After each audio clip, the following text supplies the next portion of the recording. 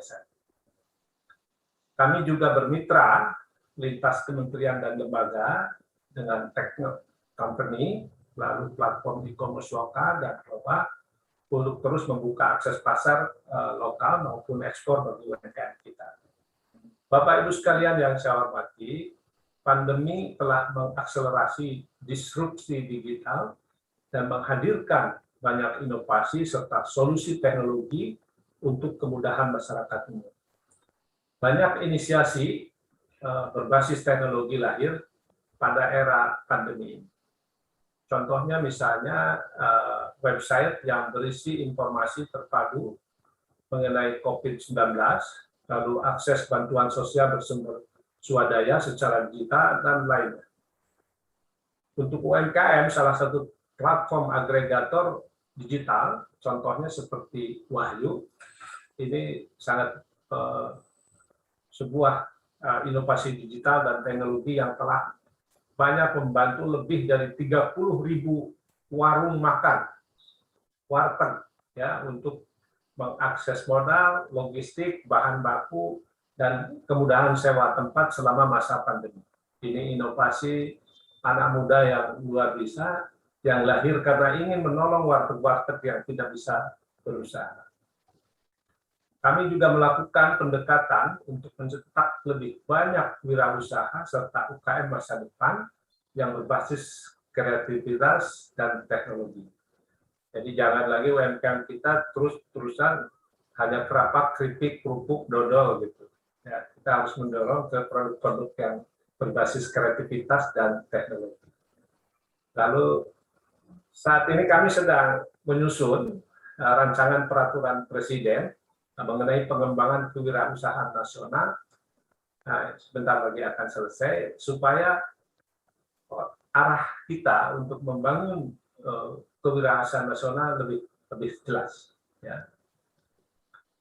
Sehingga Perpres itu nanti bisa melahirkan peta jalan, ya, untuk pengembangan calon wirausaha baru hingga wirausaha mapan yang tadi ya boleh dikatakan sebagai the future SME kita. Hadirin yang saya hormati, dalam kesempatan ini saya ingin menyoroti pentingnya peran universitas, termasuk Universitas Telkom, sebagai institusi yang dapat menjadi inkubator dan enabler untuk anak-anak muda kita dalam melahirkan calon-calon wirausaha serta inovasi di future SME yang berbasis teknologi. Seperti yang telah dilakukan oleh Telkom University melalui Fakultas Ekonomi dan Bisnis, mencetak banyak wirausaha muda berbasis teknologi melalui konferensi akademik ini, dan juga dengan research group 5G serta penggunaan rasio frekuensi identification dalam proses belajar mengajarnya. Ini salut Pak Rektor. Melihat pesatnya perkembangan teknologi digital dan hadirnya 5G menghadirkan apa yang disebut disrupsi digital gelombang kedua. Nah, ini kita harus siap. UMKM dan calon wirausaha kita perlu terus dibekali agar dapat memanfaatkan teknologi ini sebagai pelaku, bukan hanya sebagai objek semata.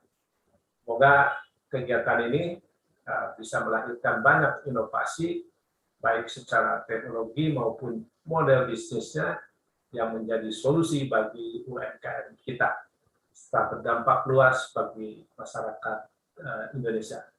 Mungkin itu Pak Rektor. Terima kasih. Wassalamualaikum warahmatullahi wabarakatuh. Om Santi. Assalamualaikum warahmatullahi wabarakatuh. Hatur nuhun Pak Menteri. Sehat selalu.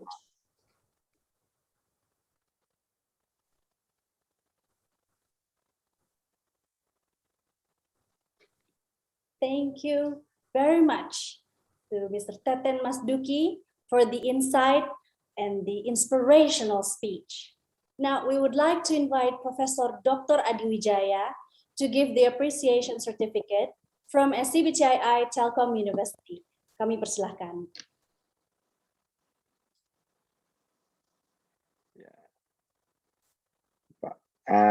Ini Pak Menteri, ini hanya sekedar ucapan terima kasih, tapi tentunya dari sharing inspirasi tadi, insya Allah banyak orang termotivasi, para peserta termotivasi, para akademisi termotivasi, sehingga bisa terus berusaha memberikan yang terbaik dalam berkontribusi untuk bangsa Indonesia. Terima kasih Pak Menteri, kami sampaikan ini sertifikat apresiasi dari kami. Terima kasih, semoga Bapak senantiasa sehat selalu. Amin ya rabbal alamin. Amin. Terima kasih Pak Rektor, sehat juga Amin, untuk semuanya Pak. Amin. Amin. Mohon diri kami pamit Bapak. Mangga Bapak, mangga nuhun pisan.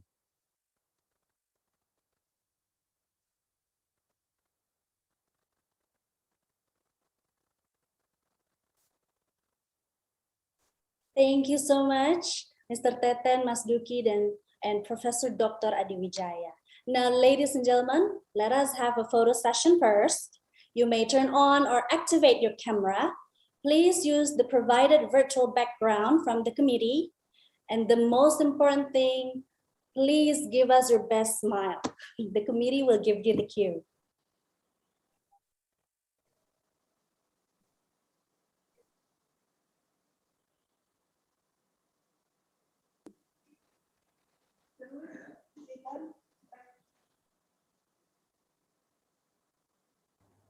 Okay, maybe we can take a picture with all the invited speakers and also with the counselors and also with the dean.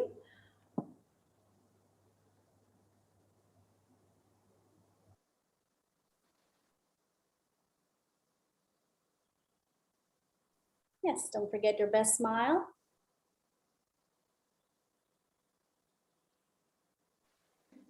One, two, three.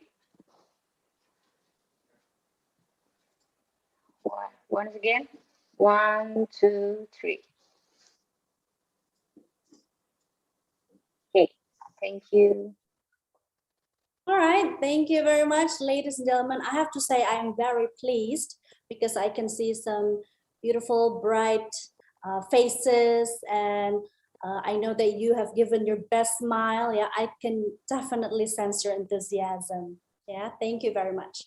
Now, the next segment will be the panel session, where we will have the presentation from all invited speakers. But first, I will introduce our moderator, who will lead the panel session, which is Dr. Andri Alamsyah.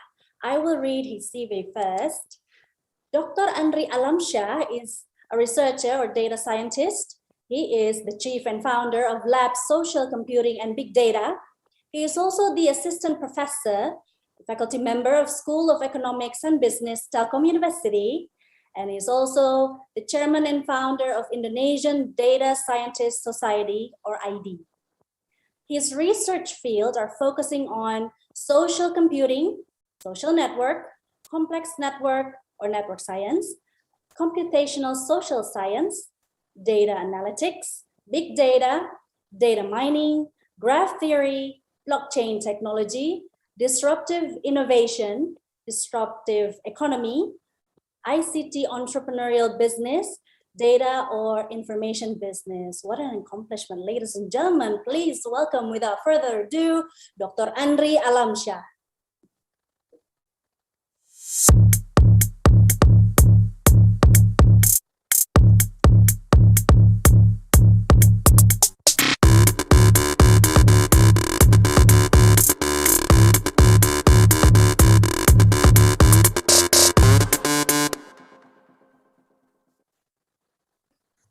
Good morning. Thank you, Bu Mediani, for introducing me. Very nice introduction.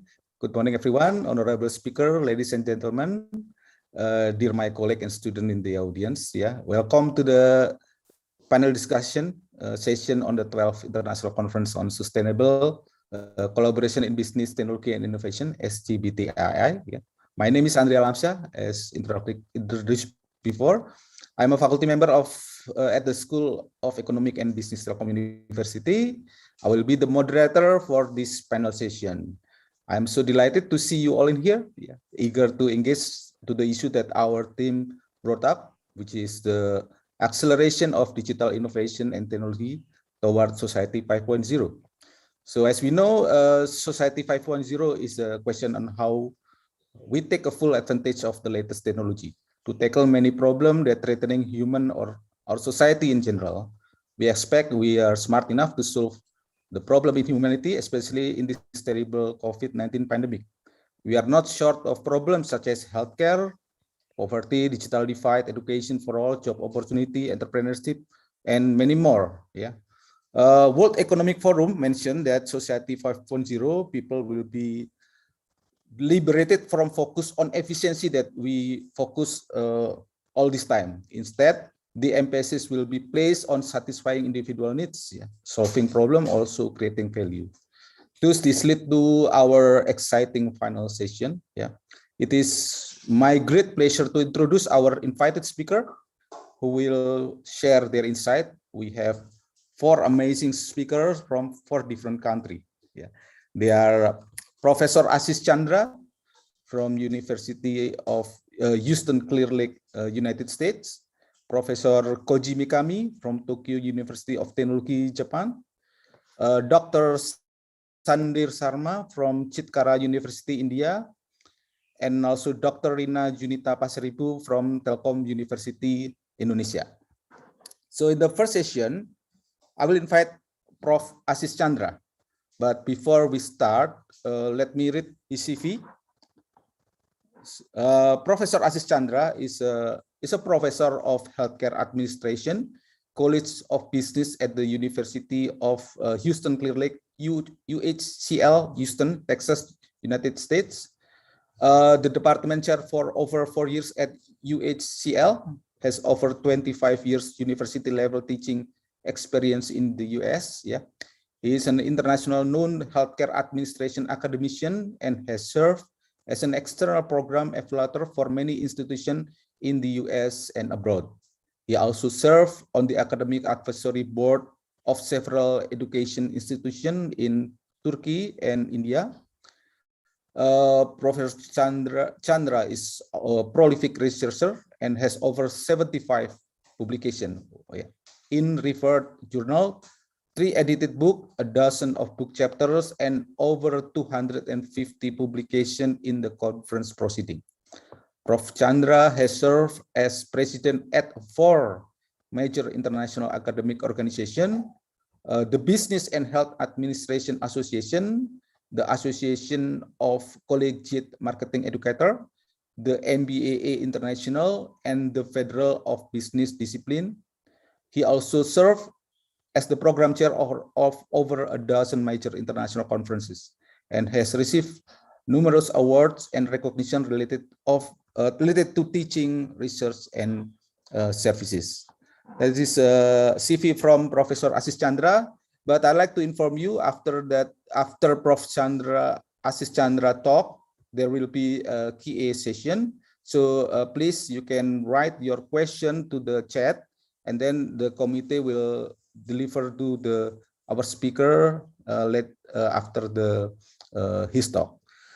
Ladies and gentlemen, let's welcome Professor Ashish Chandra with the topic Sustainability for Future Academician in a Publish or Perish World, Best Practices and Strategy for Publishing Research Paper in highly recognized peer-reviewed journal. Please welcome Prof. Ashish Chandra.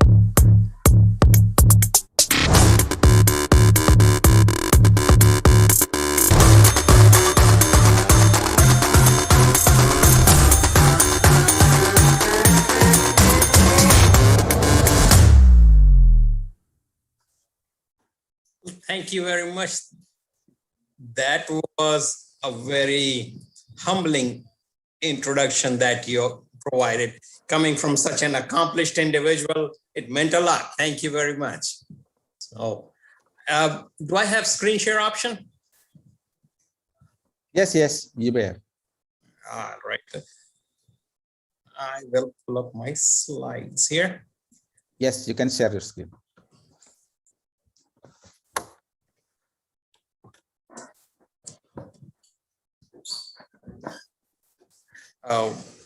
I'm hoping that the slides are visible to everybody. Yes, we can see clearly. Okay, thank you.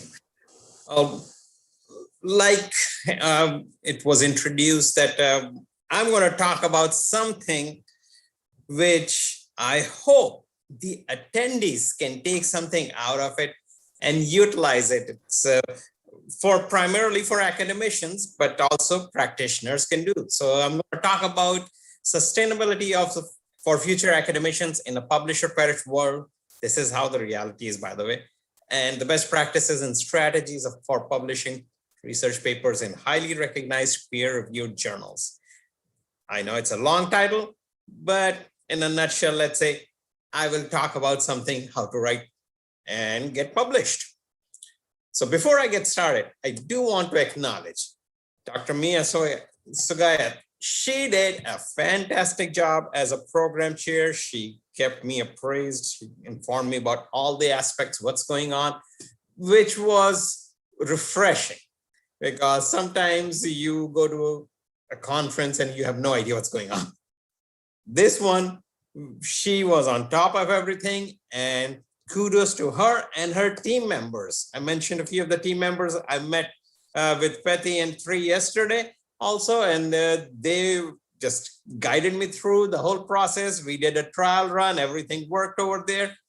So kudos to all of you, and I'm really humbled to be in a company of such distinguished academicians and scholars who are working worldwide. So this is an accomplishment to your institution.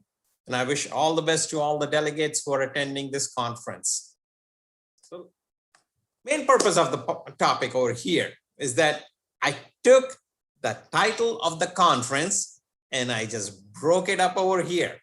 So in this presentation, I'm going to highlight and basically talk about sustainable collaboration in business fields using technology and information, and making some innovative contributions to the society or even the academics.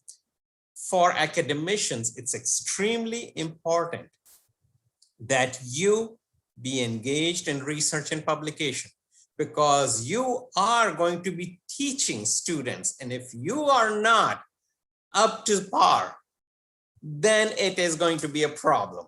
Because you will, if you're talking about what happened 25 years ago, if you talked about COVID 2 years ago, nobody would have known what you're talking about. The reality is very different. So you have to be on top of everything. In academia, it is a publisher-perished world. And this is a graph I grabbed from the internet, easily available graph. But look, you start an idea. If you drop it, you don't finish it, you perish. Your idea does not become a research paper, you perish. You don't write about it. We all have ideas. If you don't write about it, you perish. It's basically, you have to make sure when you start an idea, you go ahead and publish, and then you start all over again with a new paper. That's basically what it is. So why should you invest in research? Don't think of it as being for money only. If you were doing research for money, then I have news for you. You're in the wrong field. Research does not pay a lot, okay? If you want to be an academician, then go with it with your whole heart. I mean, don't go over there and say that, no, I'm just going to go there, do some research, publish some articles, and I'm going to make a lot of money. That's not what it is for. This is where you make a contribution. You need to think about that your legacy is going to be not you, but your students.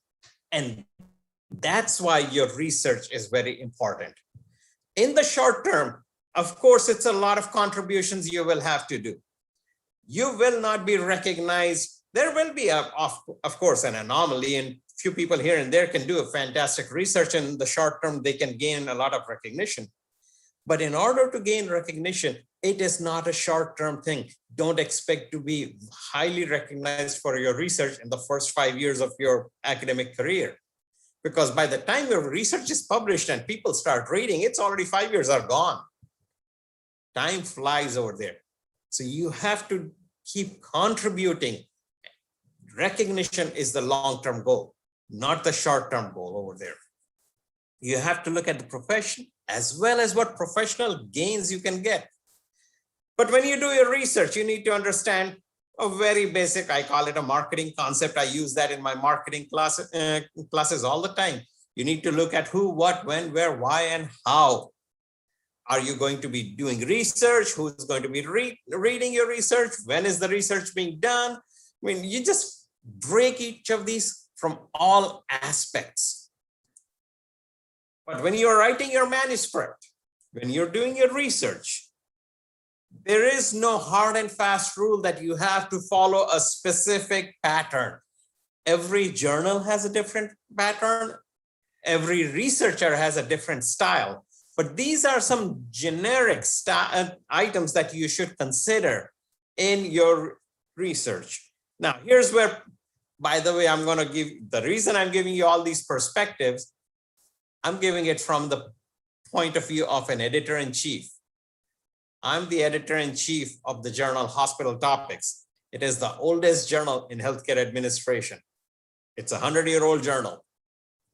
So I'm giving you a perspective from that point of view. So, and it is a very prestigious journal because how many journals do you know that have consistently been published for 100 years? Most of the journals are relatively new. And many I know which came and left, they vanished. And some of them were really good journals. So obviously this journal has some value. So, but do we look at this format? No, not necessarily. Some articles come like this format where you have an abstract, keywords, introduction, so on and so forth. I mean, this is typically the whole standard format, but not everybody needs to have these specific titles. Be creative in your titles. And I'll talk about some of the issues that happen and why you don't get published. So there is no standard, no perfect sequence. Look at the journal's guidelines. My recommendation would be, if you're interested in publishing in a journal, go and look at some of the articles that have been published in that journal and how they were written over there. You need to have an agenda plan. You don't plan out early. It's like you will be trying to catch the train when it is already running in front of you. And the train is running 2 miles faster than you are. You will never catch up. So you have to plan early and start thinking about that. Just imagine like the train is behind you. And that way you can catch up to it. Think about multiple projects, but please work on a topic that is of interest to you. Don't work on a topic that does not excite you, because then it's like a burden. It does not make as big of a contribution over there for you. You don't feel vested in it. Work on a project that is important to you. Remember, research is time consuming, and do not try to do everything in every research project. If you try to do everything in the project, it will never be done. You have to sometimes just cut the cord. You know what I mean, that just let it go kind of deal, and let the reviewers come back and tell you what the issues are. But sometimes you have to realize that this is it. We have to stop over here. Okay. There is no perfect paper ever written. If somebody says that I have written the best paper ever, no. Every paper can be improved. And there is no research project which cannot be improved. Remember that. So that should give you an idea of sometimes just letting go. You need to budget for your research. Now, budget does not always mean money. By budgeting, the biggest thing that you need to budget for is time. Research is time consuming. You need to figure out how many hours you will need for collecting data, your literature review. Conducting literature review is real easy now. It's reading those literature and then getting the information out of it. That's what will take time over there. So remember that time is money for you over here. And if you are working with co-authors, please try to have a shared responsibility over there. You may need some additional staff members to share it with. Work on multiple topics. That's what I always recommend to people. And here's where the collaboration aspect of this conference comes into play. that not only should you work with other people, but also people from other institutions, because they bring a different and unique knowledge that you may not have. If you work with, I'll just take an example over here. If Dr. Alam Saya works with me, he brings the knowledge from Indonesia over there.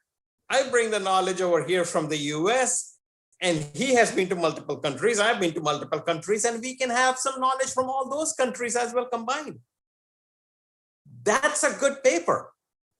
You have to bring these things. Otherwise, if he writes it, he only writes it from his own perspective. He never got the perspective from me. That's why collaborations always bring very good papers out.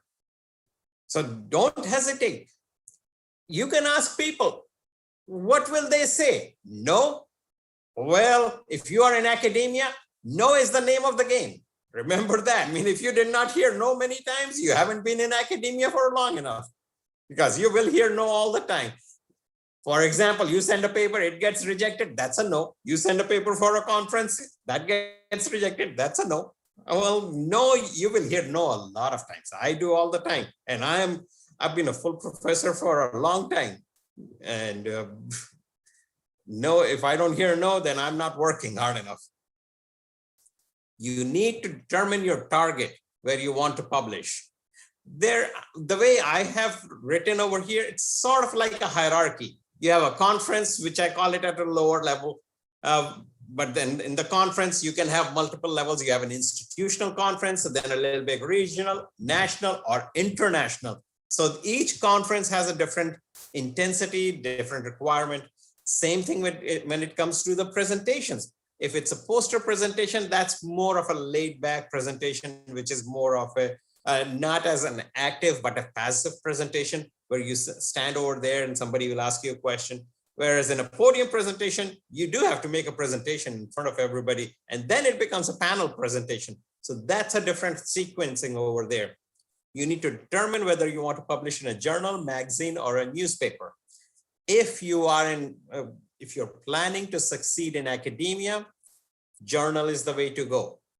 Magazines and newspapers are not as severely peer-reviewed and critiqued, and it's often not recognized by many institutions at the same level as a journal article. So to succeed in academia, target journals. Determine the future value of each of these recommendations. But remember, even if you made a team and you think this is the best team I'm working with, no, teams fail. Sometimes you will realize that, yeah, the intentions were good, but then the workload changed. So you have to realize that, then you will suddenly realize that, oh, I'm doing all the work. There is no sharing over there, or there is no additional value that the other individual is providing. So you have to think about it. And there could be a whole bunch of reasons, family reasons, institutional reasons why they cannot work. Give a little bit of a benefit of doubt to them also, why they are not able to work with you. Types of articles that you work on. Now, most of the people like to work on research which is very heavy on data analysis. And that's not the reality, actually. Not all have to be heavily based on data analysis. If you're doing on data analysis, you better make sure your sample size is good enough. But conceptual papers are good too. Ideas are not bad. Your survey-based research, they are good. Or you can have, you can take an existing database and come up with some new knowledge. There is always this debate about quantitative versus qualitative research. As an editor-in-chief, I'm okay with qualitative research. Now, it still gives me quantitative information, but qualitative research is not bad at all. It starts looking into the minds of the individuals, of how they are responding to it. What could be the factors, social behavioral factors? They are important. When you target your journal, you have to figure out again here, what is your primary goal? There are journals which are very domestic, which are prevalent and recognized in your country, may not be recognized in other countries. It may be written in your native language, but may not be written in English or translated in English. So what is the scope that you're looking at? If you want a larger scope and a larger recognition, larger marketplace, go for an English journal, at least, which has more of an international appeal. Look at the publishers of the journal as well. Earlier, it was mentioned that the conference will be coming out with the proceedings, and there is some collaboration with CRC and Taylor and Francis. There you go. That's a publisher which people recognize, Taylor and Francis over there. You also should look at the existence of the journal, how long they have been in existence. I get about a dozen emails, at least a dozen emails a day from different journals. And they all say that thing. We have this impact factor, this, we have been in existence for 4 years. Well, if you have been in existence for 4 years and you have an impact factor of 4, 5, 6, no, that's not reality.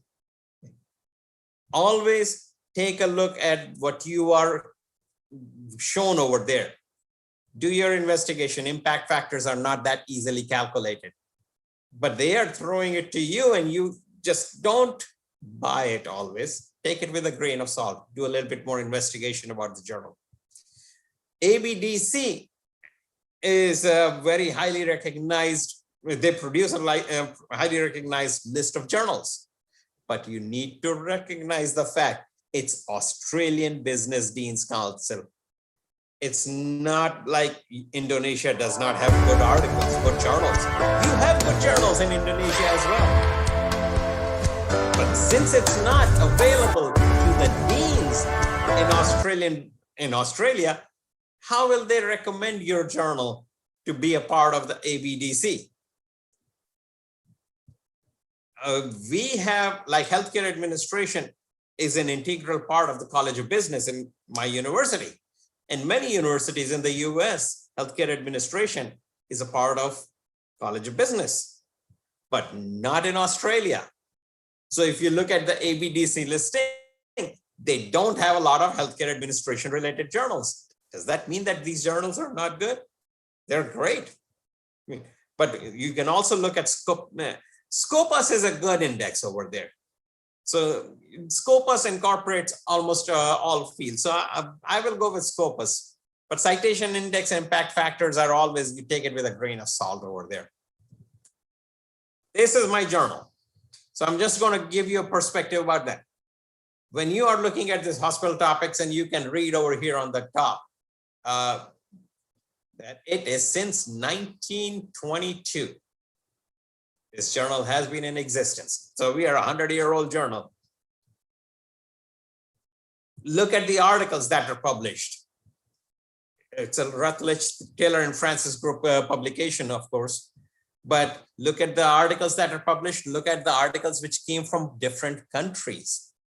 If all articles are coming from one country, even worse, if all articles are coming from one institution, that's a red flag over there. Look at the editorial board where they are coming from. These are some of the countries from which my editorial team members are. So worldwide, you can look at it. And these are all handpicked by me. So, and these are all, not all, these are some of the institutions, highly recognized, worldwide recognized institutions where I have faculty members from. So you have to look at that as well. Now the red flags, these are some things that you should keep in mind. This is very important for all the researchers. If a journal guarantees you a very quick review, like you submit the paper and we will give you a review in 3 days, I'm sorry, I cannot do that thing. And I got news for you. Almost all, there may be one or two, but almost all journals which are of very good quality, they cannot guarantee that. It takes longer than 2 days, 3 days just to process a journal to send out to an appropriate reviewer. Reviewers are volunteers. They take their time. So you cannot, if they guarantee you that you will have your review done in a week, the first thing I would suggest is look at how much money are they charging for you to publish in their journal, because it's not a freebie over there. They may be charging you some money. If the editorial board is questionable, and I have seen some journals in which they have editorial board members, which I actually reached out to some of those editorial board members because they're my friends. And I said that I did not know you were an editorial board member of that journal. Well, guess what? Neither did my friends. They had no idea they were listed over there as an editorial board member. So always take that with a grain of salt. And when you look at it, sometimes you may want to even reach out to editorial board members that I saw your name on that as a editorial board member of that journal. Just want to get your opinion about the journal itself. Should I submit my paper there? And this is the type of research I'm doing. But do not try to influence them to give you a positive review. That does not work. Don't give them because the moment you say that I will appreciate if you can take a look at my paper favorably, well, you breached the protocol. You should never ask that thing because you don't put pressure on the reviewers. If the journal is willing to provide you a certificate with the citation index or impact factor, why are they providing it? Find out from the real sources. Look at how did they get it? That's a really good question to ask over there. If a relative, like I had mentioned earlier, if a relatively new journal has a high citation index or impact factor, that's questionable. If a journal asks to republish your paper, that's a questionable journal there because they are not getting enough articles for their journal and they are basically asking for your old article, which is already old by now. Your old article to be republished, why? That's question. And sometimes they may have good intentions, but they need to tell you exactly what are they talking about. And of course, look at the publisher and the journal's website as well. Why do papers get rejected? And you will be rejected. So poor writing, that's one thing.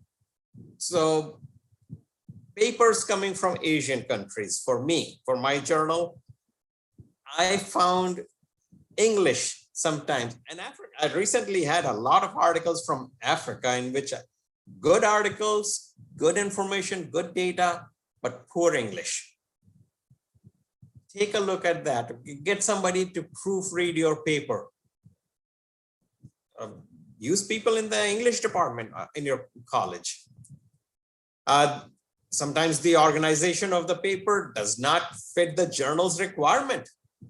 You have all kinds of data over there which does not fit. Remember, most of the research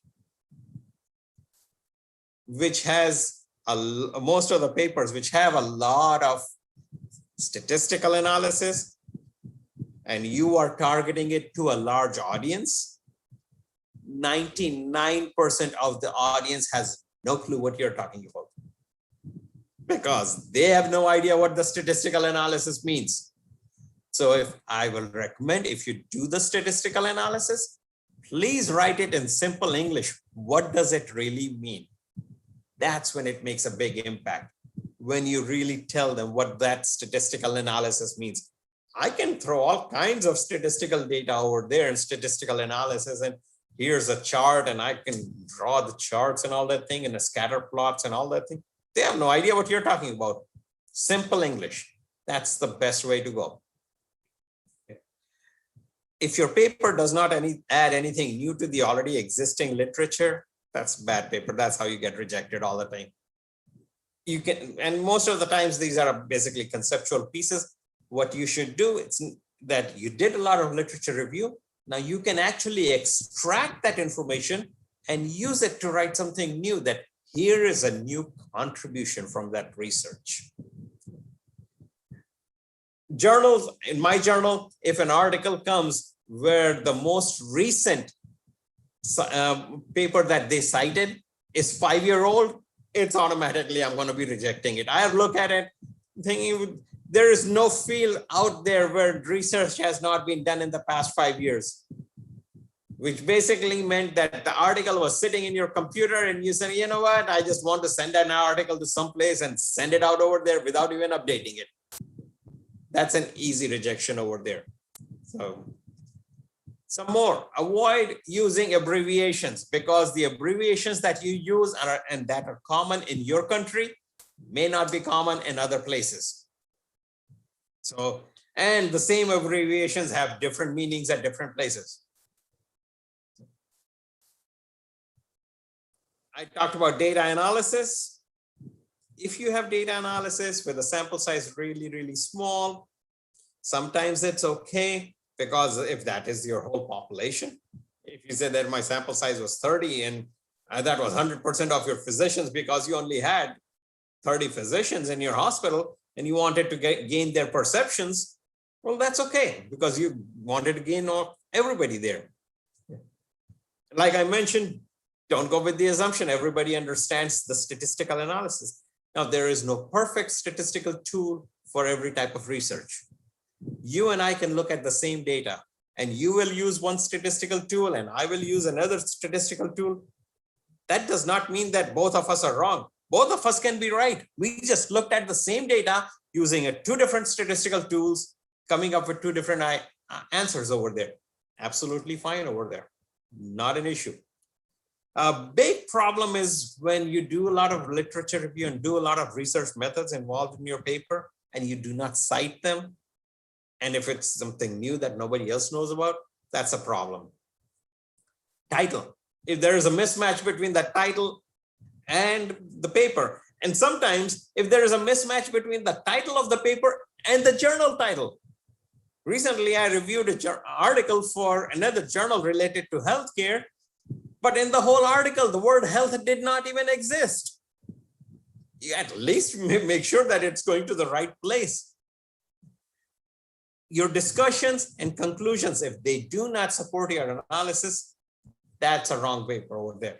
Now, referencing style, if your paper is good, then the journals will work with you in modifying your referencing style. They will give you the chance to go ahead and clean it up. And you may have written it in APA style. They may ask you to go back and change it to MLA style. That's an easy thing to do. But try to be consistent with the referencing style of the journal itself. You will get revise and resubmit. I do get it. Okay, I get it, you get it. Here's the problem. Sometimes people, when they get a revise and resubmit, they just sit on it and they forget about it. No, revise and resubmit. And sometimes people take it very negatively, that how dare they tell me to revise and resubmit? Never think like that.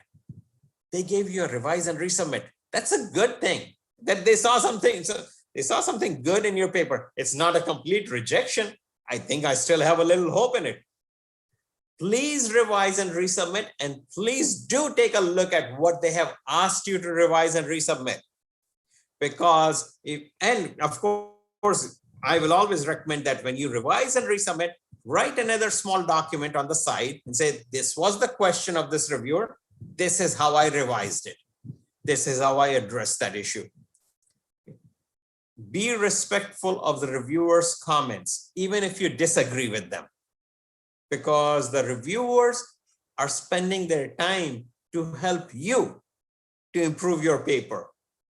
They are not even getting credit for it. Remember that. It is your paper. You are the one who will get, when you get published, you get credit. The reviewers did not. But the reviewers are respectful of you and your research. They are investing time in reviewing your paper. So please be respectful of them. You don't know who the reviewers are because they are all anonymous over here. So when the reviewers are anonymous and you don't know who they are, don't take offense to it, because you have no idea that the reviewer may be the person sitting right next to you in your office. So don't take offense, just try to address it. And by the way, some things you should not do.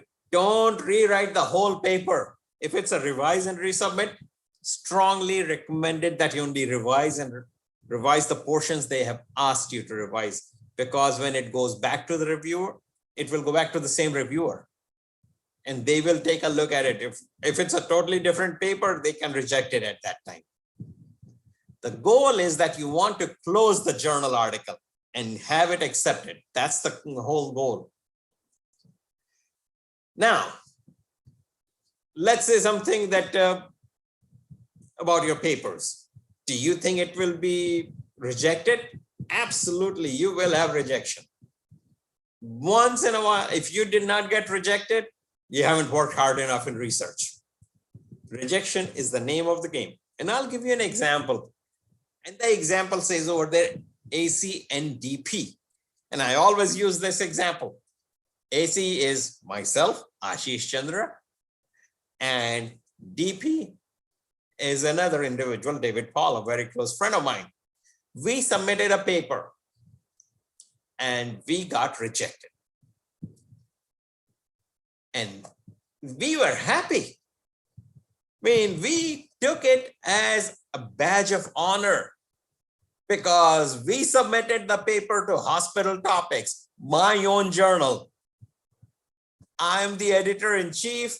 David Paul is an editorial board member, and we got rejected because other editorial board members did not like our paper. And we were happy because the system worked. Even if it was myself, the system worked, the journal worked. But the reviewers, they did give us good comments. That was a good thing. Of course, we revised and resubmitted to some other journal, and it got accepted over there. But that was a good thing. So if you think that the editor-in-chief does not get rejected, well, yes, I'm an example right there. I got rejected from my own. Sometimes I will request you that if you do get a rejection letter, don't get disappointed. Just don't look at the paper for a while. Take a break. Okay? And then revisit the paper after a while when you have your emotions have cooled down. Because getting a rejection letter, emotions are high at that time. And people get upset. I rejected a paper. I had to send. I didn't reject it. My reviewers did. And I agreed with my reviewers. And this is about 3 months ago. The author was in Nigeria. And he sent me a very nasty email saying that, how dare you reject my paper? I am never ever going to submit the paper. How can you question my research methodology? And that was a question. And I thought about it and I looked him up. And trust me, if you send a nasty letter to the editor of a journal, they will look you up. And I looked up that individual. He was a brand new young lecturer in that university. And he wrote that letter to me without realizing that the person who reviewed the paper, my editorial board member, had a PhD in research methodology. And if he found all these problems and this guy got upset over there because of the research methodology, yeah, you just didn't know that the person who actually reviewed your paper was far more qualified than you were. But he should not have taken it that way. So don't go out and get upset with somebody like that. Something very important, your reviewers, all of us, the editor-in-chief, the editors of the journals, the reviewers, we are volunteers. We do it for the profession. So you have to take that into account. We do it for the as a volunteer activity. So don't try to breach the protocol over here. Review takes time, months. I mean, I had an article which took about 2 years to get reviewed. that's okay, leave it there. You can send an inquiry letter over there that where is my paper? You can leave it there, but it does take a long time to review. There are certain times of the year when it's Christmas holidays, vacation time, summer holidays for faculty members, exams going on in colleges where faculty members are more busy in grading their exams. Those are not the right times to submit papers. Well, you can submit it, but don't expect a very quick response from the reviewers because it will take a time. They are volunteers, that's secondary for them. Another recommendation is that as you grow in your professional career, try to get on editorial boards of journals. Journals are looking for editorial board members. You can submit it. You may or may not be selected. You may or may not be the right fit for that journal, but try to identify journals where you will be a fit and then try to get on the editorial boards of those journals. Here's my simple philosophy. Anything written can be published. It may just take time, several rejections, several iterations, new dimensions to the article. You may have to add new co-authors to the which is collaboration, like the theme of the conference here. You may have to find new outlets before it is published. It may take a decade or two even, but it can get published. There is nothing written which cannot be published. So thank you very much. And I am open to questions. Thank you very much, Prof. Assis Chandra. This is a very insightful talk. Yeah, maybe this is, for me, personally, this is quite refreshing because we need to look back from what we do daily or usually, but this time is maybe for some of senior academician already understand this information, but for young academician who just start the career, this is a very good tips. You mentioned a lot of explanation about accepting, rejecting paper, and several tips to avoid them or to make a better paper. I also note one important things from your talk about sustainable collaboration. This is very important for us because we need to grow ourselves to be able to make a work, a research that meaningful to the society in general. So exactly. You have a question from the floor, okay, but I will make it short for you. Yeah, you have 3 questions. So the first one, whichever one you want. Yeah. But I will give you all the 3, but you can just answer shortly. Okay. The first one is about the tips and trick to be a researcher or to write a journal. How to write a journal, especially for young academician. And the second one is about how to make your a paper or a journal to be published in the Scopus, yeah, indexed by Scopus, yeah. And the third one is about the funding, because funding is hard to get, and there's a grow number of people to compete against limited budget. So what do you think about that? Do you have any idea to avoid or to solve, or tips and trick to do to get the funding research? Please, Mr. So Prof. I will answer the funding one first. How about that? Okay. Yes. I'll use myself as an example. I have 3, including conference proceedings and books and all that thing, 400 odd publications.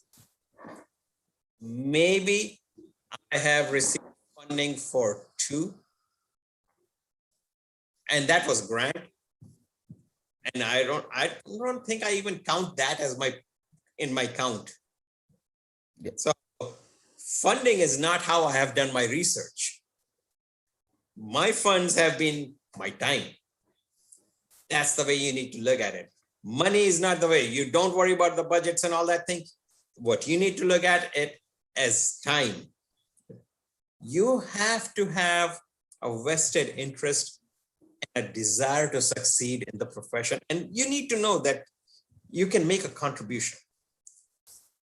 So I'll give you an even better, simple example. Right now, it is 10:30 in the night in Houston. I'm just looking at the time in my phone right now. It's 10:30 in the night.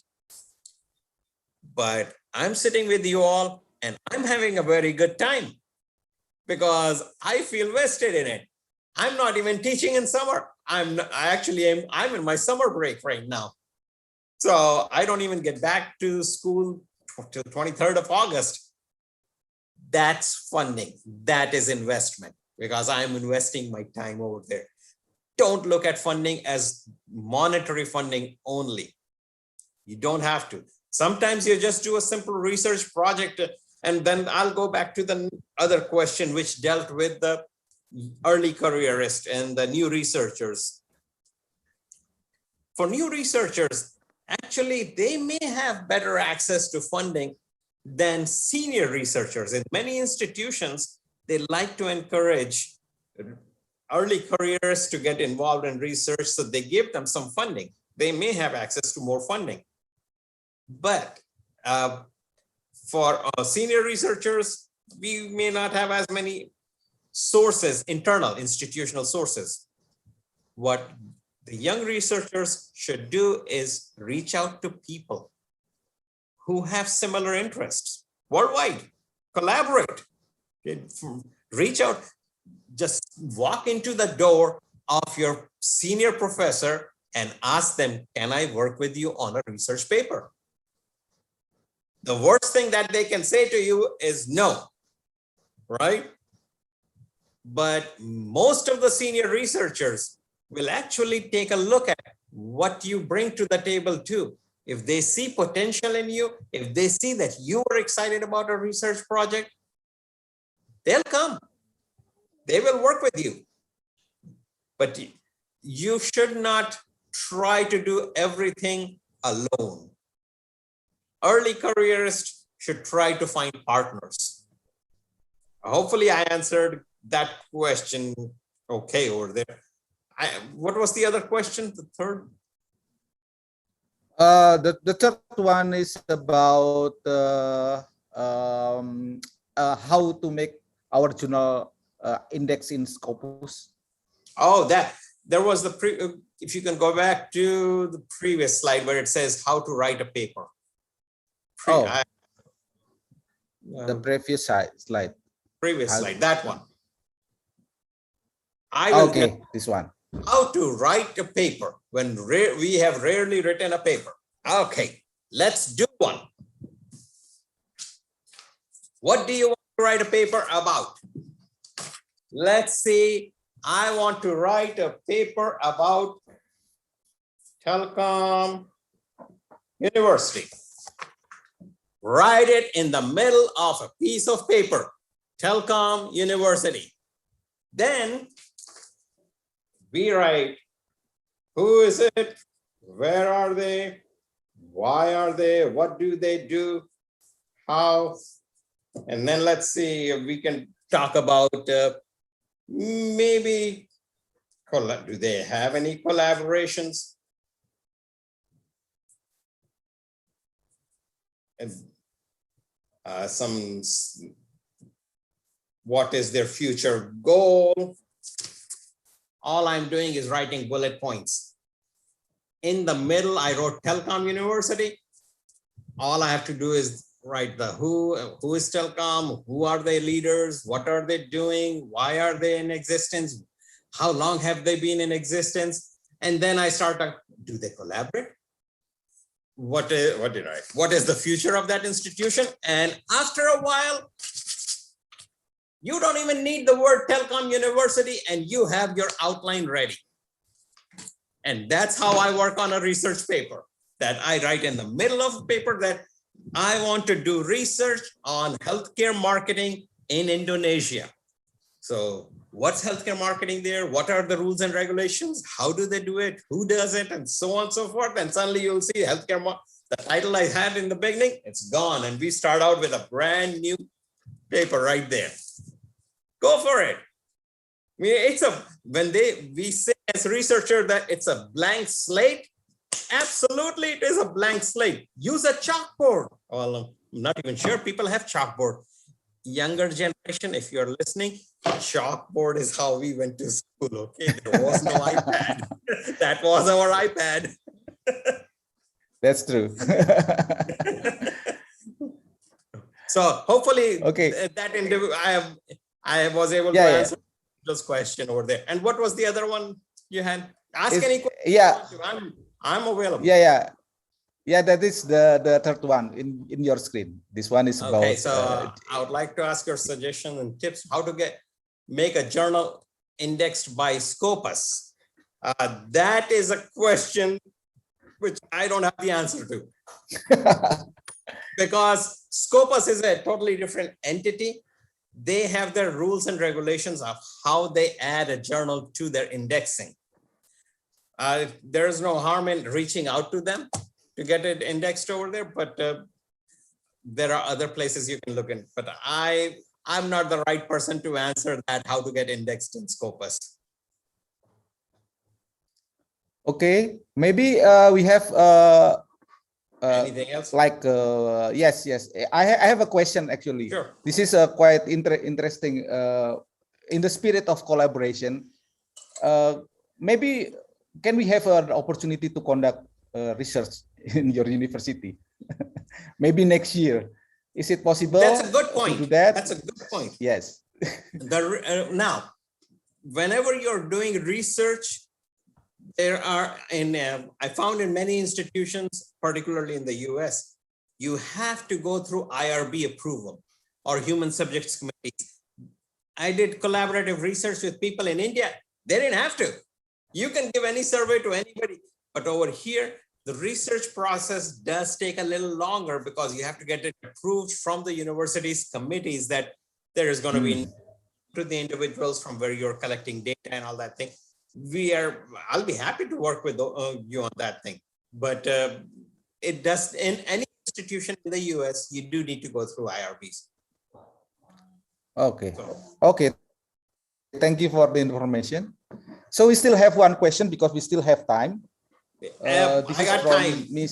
As long as the other speakers don't get mad at me. You still have time until maybe 5 minutes more. This question is from Miss Eka Yuliana. What if? Oh yeah.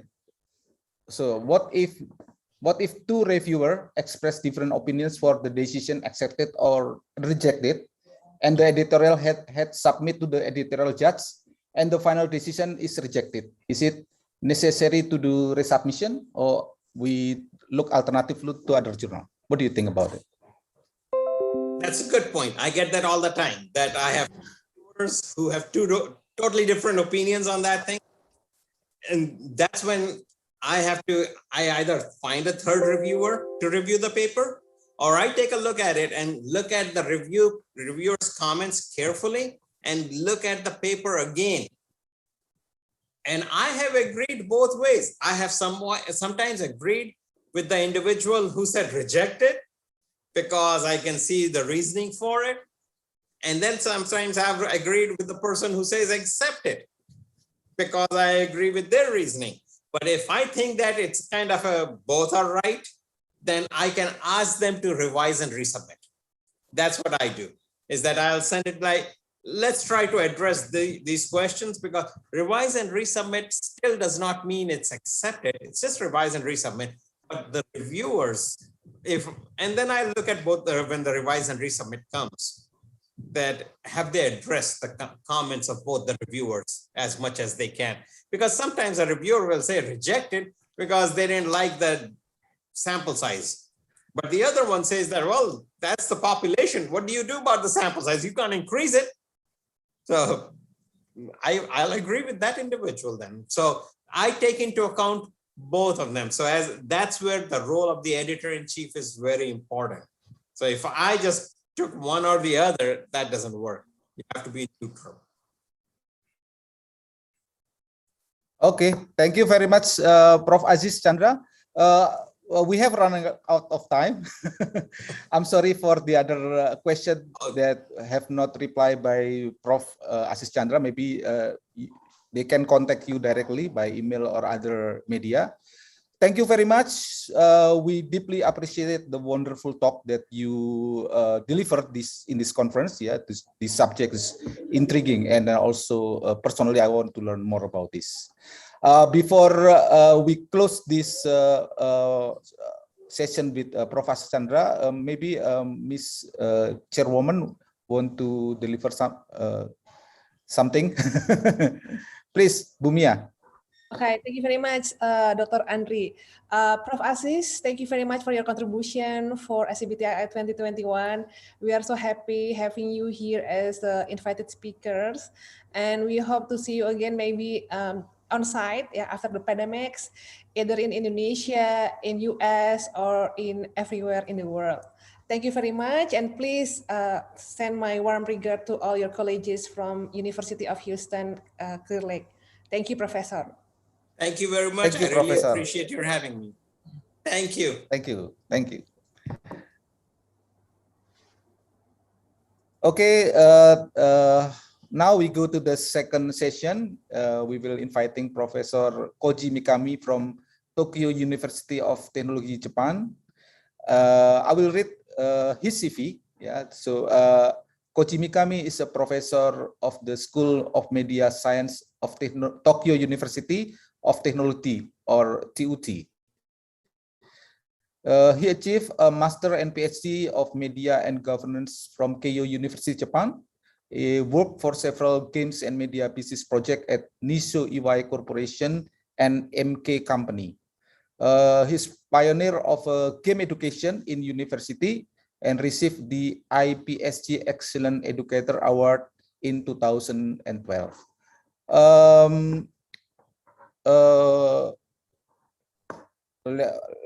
Ladies and gentlemen, let's welcome Professor Koji Mikami to present the topic which he will deliver about Japan economic resilience during the COVID-19 pandemic. Please, Mr. Professor Koji Mikami.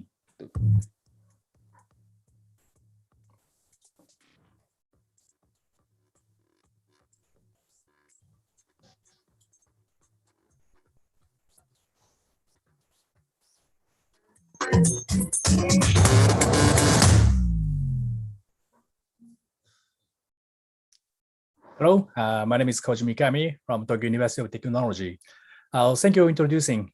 First of all, I'd like to say thank you to invite me to speak here. It's my great honor to be here. Today, I'd like to talk about trends in game and anime industry in Japan, the Japanese economic resilience during the COVID-19. So I'd like to talk again about, just a moment, please. Okay. As moderator introducing me, I'm a professor of the university, Tokyo University of Technology, and my research area is 2D and 3D animation and game and interactive content.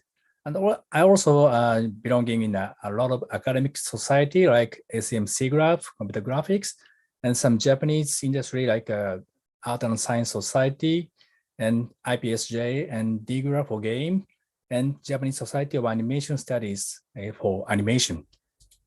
And I also belonging to some industry and governmental activity as a professor from university.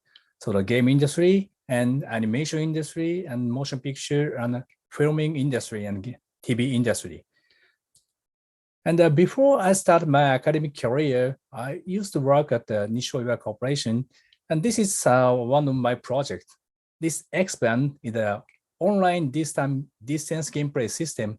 I think this is now familiar for everyone, but at that time, this is the first service started in the United States. And we import this system to Japan and start services. And also I moved to MK Company, start to producing PC game, and also start to research and development for utilize digital technology for animation production, sometimes using 3D computer graphics technology for hand drawing animation. Okay. So today, I'd like to talk about current situation of Japanese game and animation. And after that, we'd like to talk about some production with my student under SCBTII. We have to conduct everything remotely, and we have to develop game using remote technology. And as a conclusion, I'd like to talk about the sustainable development of this industry. Yeah, this is the graph shows the trend of Japanese game market. This is the trend of recent 10 years. The graph on the top is the consumer hardware sales. As you can see, compared with 10 years ago, almost same amount of the consumer hardware makes sales. But compared with the hardware, the software is almost reduced 50%. On the other hand, the smartphone and tablet game, the area with the purple, expands since year 2011. So totally, the game market expand a lot these 10 years. Even though the consumer softwares lose their market, but most of the consumer game software company move to smartphone and tablet market. So totally, the game industry expanding a lot. And this is a preliminary result of year 2020. The consumer hardware gains almost 16%. So now 185 billion Japanese yen. And consumer software also gain 8.9%, almost same as 118 billion. And consumer online makes almost double gain. So now they have more than 200 billion. And online application also 8.4% gain. And arcade game, I think, this industry have influenced a lot from COVID-19, but they didn't release official result of year 2020. So I have to wait for a while. So I'd like to mention about the big platformer. For example, Nintendo. Nintendo has already reported their year 2020 result. So their sales is 34.4% gain, and profit also 88.4% gain. And Nintendo have a lot of killer title for the Japanese domestic market. Animal Crossing, New Horizons, and Ring Fit Adventure, and Pokemon. And Sony Interactive Entertainment also released their report from the news site. So they also make very nice sales, 46% gain comparing with year 2019. And profit also 93%. Sony also released a killer title, Final Fantasy VII Remakes and Ghost of Tsushima. Yeah, I'd like to show some content here. Animal Crossing New Horizons is a software from Nintendo for Switch. This game released last year, and this game is very popular because for the social communication with others during the stay home or for COVID-19. So many people play this game to communicate each other. And most of the game have a aim to defeat enemy. But this game is not, there is no enemy. So communication is a purpose of these games. So this game is very unique comparing with the Western style of games, but Japanese people quite love these types of game. And recently, many foreign people start to love these types of game. So the Animal Crossing now makes a very nice sale worldwide. And this, because this game became quite popular, lottery sales due to shortage of products started in Japan last year. The another one is the Ring Fit Adventure. This is also a game for Nintendo Switch, and this is very unique using these peripherals. To put this controller of the ring and try to exercise, and finally the information from the controller will send to the games. So this game is used for exercise during stay home and the COVID-19. So this game also very famous. So lottery sales is conducted in year 2020. And the Final Fantasy VII Remake, this game's originally released in year 1997. So this game is a remake of the most popular Final Fantasy series. So most of the people understand the story and understand the character setting, but makes tremendous sales at the PlayStation 4 title. Very nice graphics and realistic character with world of fantasy. The another one is quite unique games. Ghost of Tsushima is what we call Japanese samurai action games, but this game developed by Sucker Punch Productions of this is a United States production. So this is a quite looks like Japanese types of game, and they respected Japanese filmmaker Akira Kurosawa.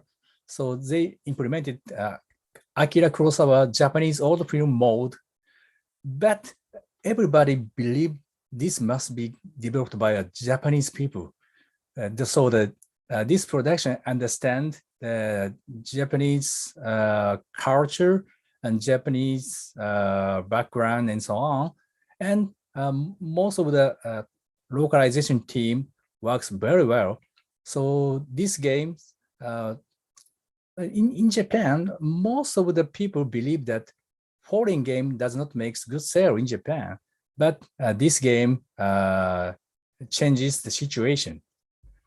And I want to show you another games, the Genshin Impact. This is a multi-platform game from for the PS4, PC, and Android and iOS. And this game also developed by not Japan. This game released by Chinese production, but the quality is quite high, even if as if high-end Western AAA title studio or some Japanese high-end studio developed these games. So this is quite high quality, and many Japanese people love to play this game. So as I mentioned before, Japanese people believe Japanese market accept only Japanese game. No, Japanese people love game which have high quality and understand the Japanese style of using. And the another one is a quite unique game only for Japan. This is a training simulation game using horse race, but horse race is used as a young girl. So very unique Japanese style game. In Japan, this is called Uma Musume Pretty Derby. And this is only for Japanese content, but it sells worldwide third best sales in this April.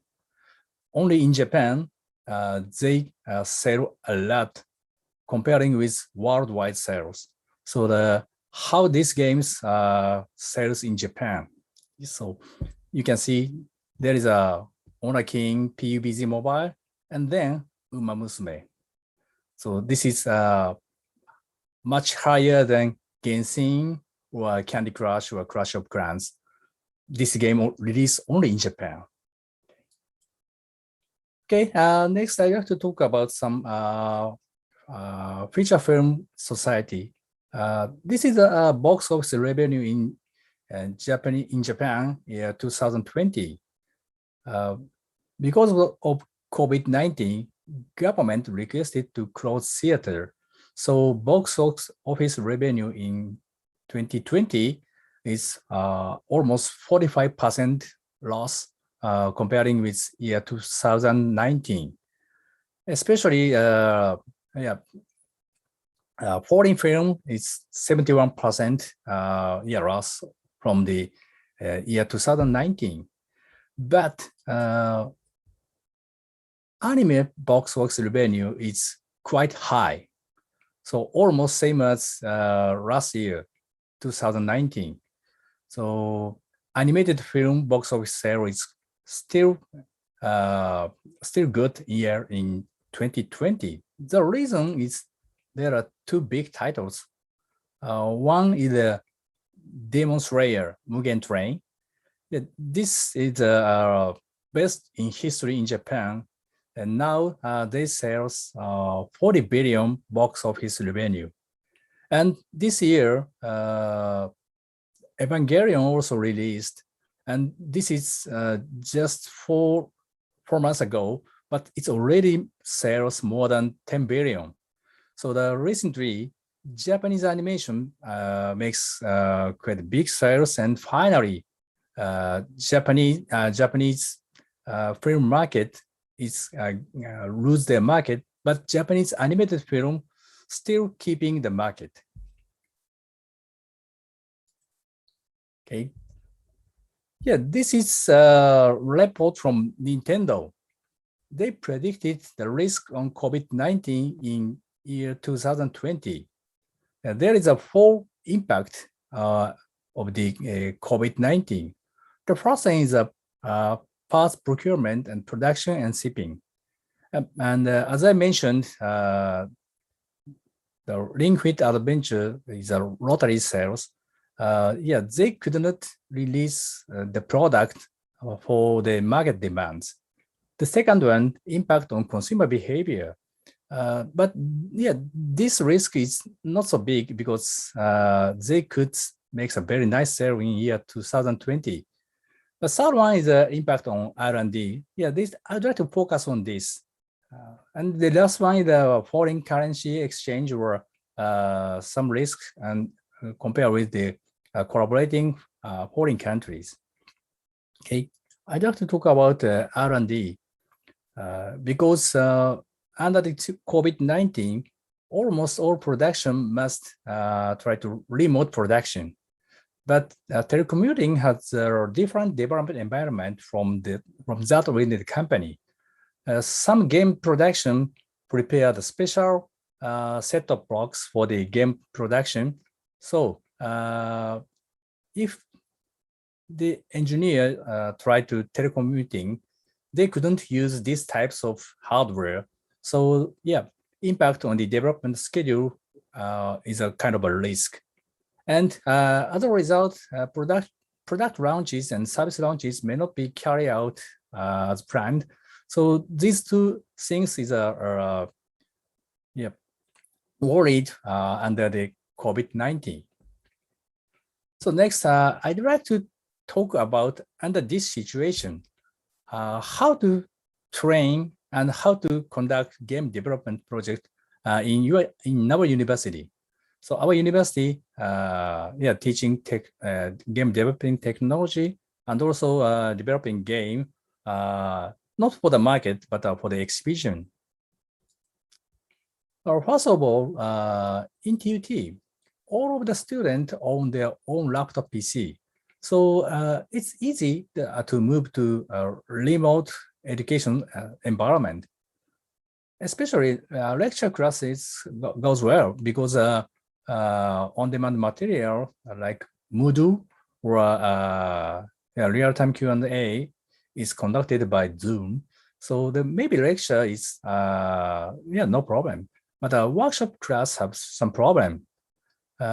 If we just make presentation or giving lecture, then Zoom is useful. But sometimes students have to conduct group production. So in that case, they have to use Zoom, Discord, Trello, Miro, GitHub, and any other tools, but they couldn't meet together. That was a kind of a barrier. And finally, the exhibition, we couldn't gather the same place, so we have to use some 3D metaverse for the presenting the game project. And the most biggest things is the early level workshop and education. Because, for example, freshman class, the purpose of this workshop is mainly ice breaking and mind shift from player to creator. So I'd like to experience my student a lot of developing play and games. So to emphasize this purpose, I basically not ask students to use computer. So we use playing cards, sometimes board game, sometimes play traditional plays. The reason is we can try quick iteration, and also no prior knowledge is required for using computer or programming and so on. But under the COVID-19, we couldn't gather in same place. So we changed the task itself into a remote play. For example, before Corona, before COVID-19, we developed the original game using playing card. After COVID-19, original teleplay game using playing card. And also, we tried to develop some original traditional play based on hide and seek or playing tag and so on. But after COVID-19, we tried to develop teleplay or play with social distancing traditional play. So students can develop their own game even though they are stay home. This is the one of shots of the developing new types of playing card game.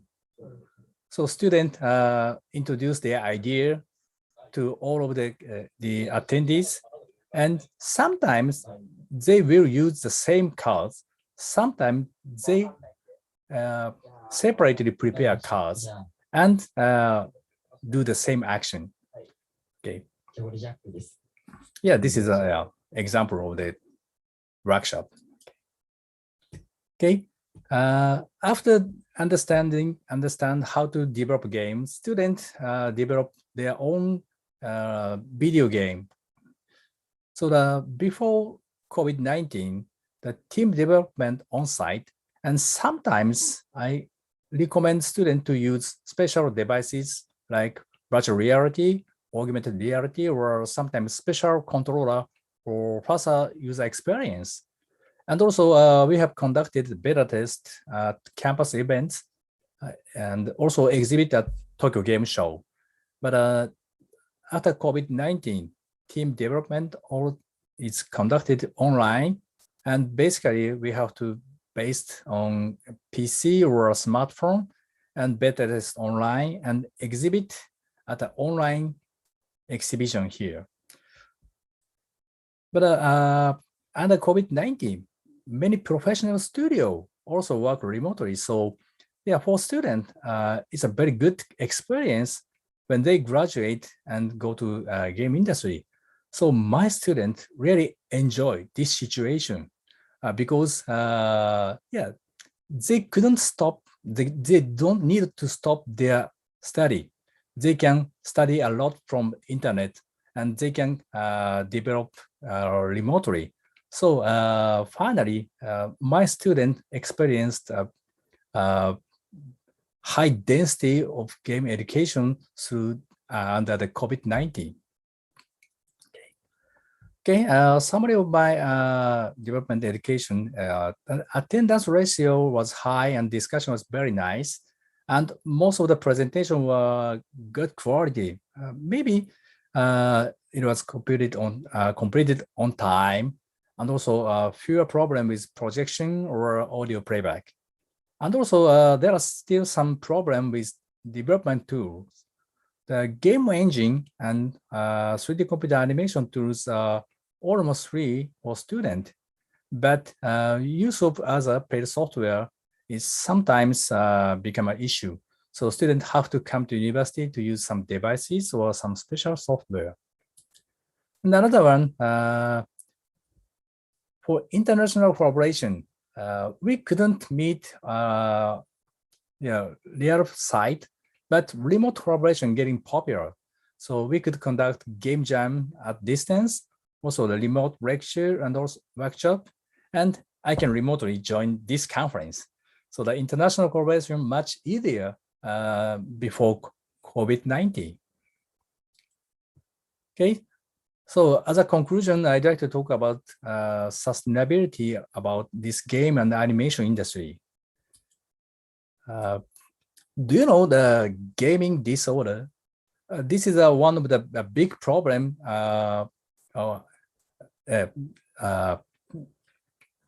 Big problem, not only COVID-19 for the game industry. The gaming disorder is defined in ICD-11 as a pattern of game behavior characterized by impaired control over gaming and so on. And under this situation, Japanese organization of the game society released a statement. They will secure a younger generation. Also, they will keep the rule for players' health. So these types of disorder become much big tide. The game industry could not continue to develop their games. So the society always taking care for this kind of situation. Okay. And second, why this is the population pyramid of the picture on the left is the whole world. Picture on the right is Japan. So as you can see, Japanese population pyramid is quite unique, quite different from whole world. And this quite core zone is age 30 to 50. These generations spent 18s and 19s, which is very unique game era in Japan. But future domestic market will be shrunk, so that there is no user in Japan and there is no developer in Japan. Maybe next 20 or 15 years later. So we have to go everything global. And okay, as a final, I think we have already networked every resources under the COVID-19, and a variety of knowledge can now easily cross borders. So now we can collaborate with worldwide partner. We do not care for the distance and so on. And I believe entertainment plays a very important role in the health and sustainable development of all people. So I'd like to continue work harder for this industry. Okay, thank you very much. Thank you, Professor Koji Bikami. Thank you for speaking up about the game industry and also the urge to make a collaboration because of the challenge in the future and the COVID-19 and the unique domestic of Japan population. This is new to us. We just learned about it. I wish that I wish more people would learn from you how to work under the COVID-19 era, under the situation, and find out how to get out from this pandemic situation. Thank you. So in the next session, we will inviting Dr. Sandy Sharma from Chitkara University, India. Before that, I will read his CV. Professor Koji, we still have a Q&A session after yes, I know. all the trees. Yeah, okay, thank you. So next I will call to Dr. Sandy Sharma. I will read his CV. So Dr. Sandir Sarma is a professor and dean and in Chitkara Business School. He has 21 years experience in higher education and telecom industry. His core expertise in the area of strategy formulation in the field of marketing. He is an active member of various management associations and university bodies. He has guided more than 5,000 students in the field of commerce and business management. He is serving as a consultant in various small medium enterprise organizations in the area of strategy formulation. His field of research is neuromarketing, consumer foods, organic foods, work engagement, brand personality, brand love, television, broadcasting, digital television, and green marketing, and also consumer behavior.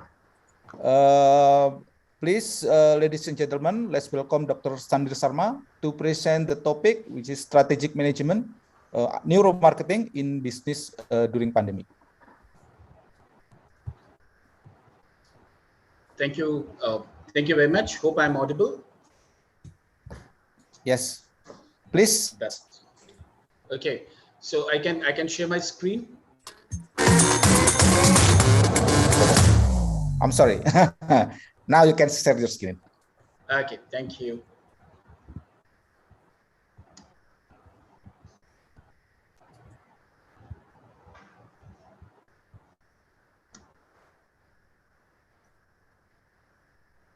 Please confirm me. Can you see the slides? Yes, we can. Yes, we can, but not in full screen. You can play on the full screen. Yes, now it's perfect. It's perfect. This is, okay, fine. So this is perfect. Okay, great. Yes. So very good morning, good afternoon, and good evening to all the participants, organizers of SCBTII, and our respected co-speakers, those who have already taken the session in this morning. Before I present my topic and I discuss what I thought and what I did, I would like to congratulate all the organizers of SCBTII for creating a platform where all can share their researches, they can share their viewpoints, and I think this is a platform where we can collaborate for joint researches in future. We can share ideas, and this is I must compliment and I must congratulate to all the organizers, Telkom University, Indonesia, for creating such a good platform where all of us are together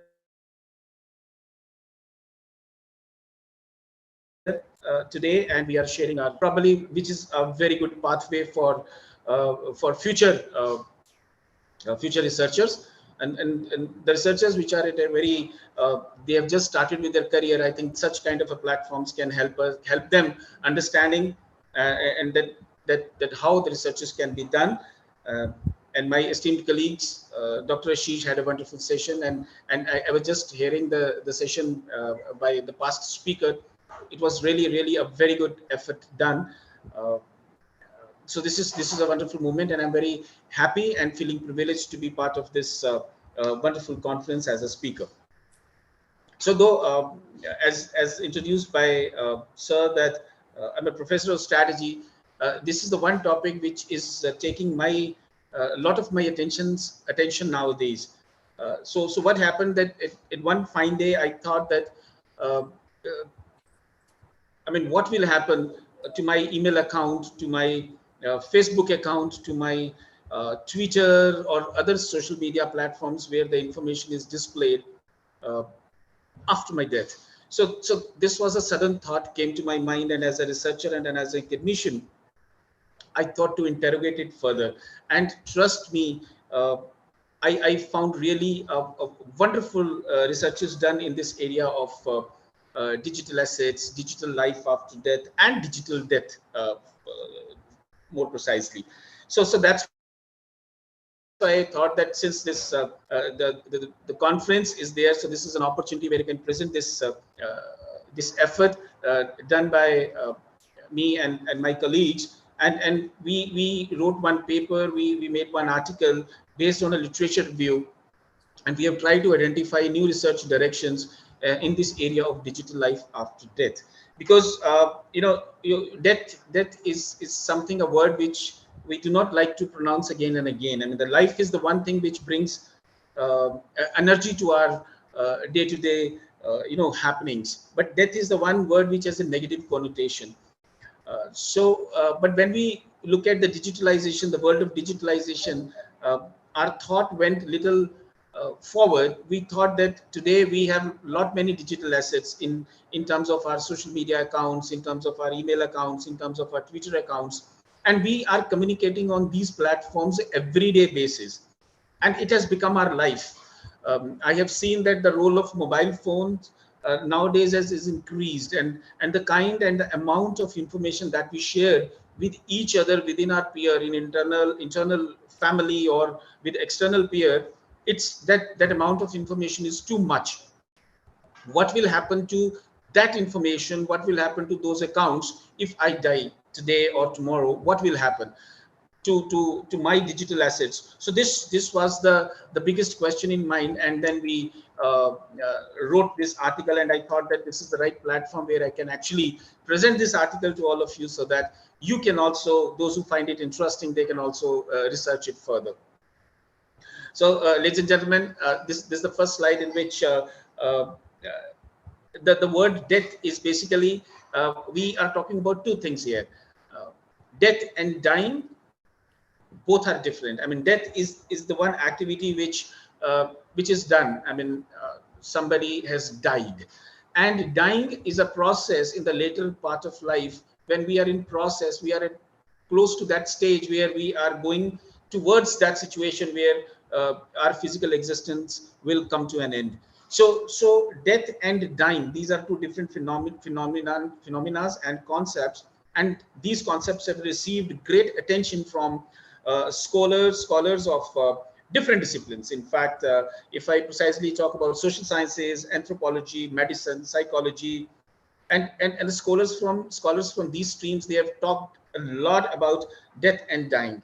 So there is a third dimension which we have added to death and dying, to these two different things, is the digitalization. Why? Because the digitalization has a greater impact on our lives, and life and death both, in terms of emotional expressions, associations, show of relationships, and many more other aspects of our day-to-day life.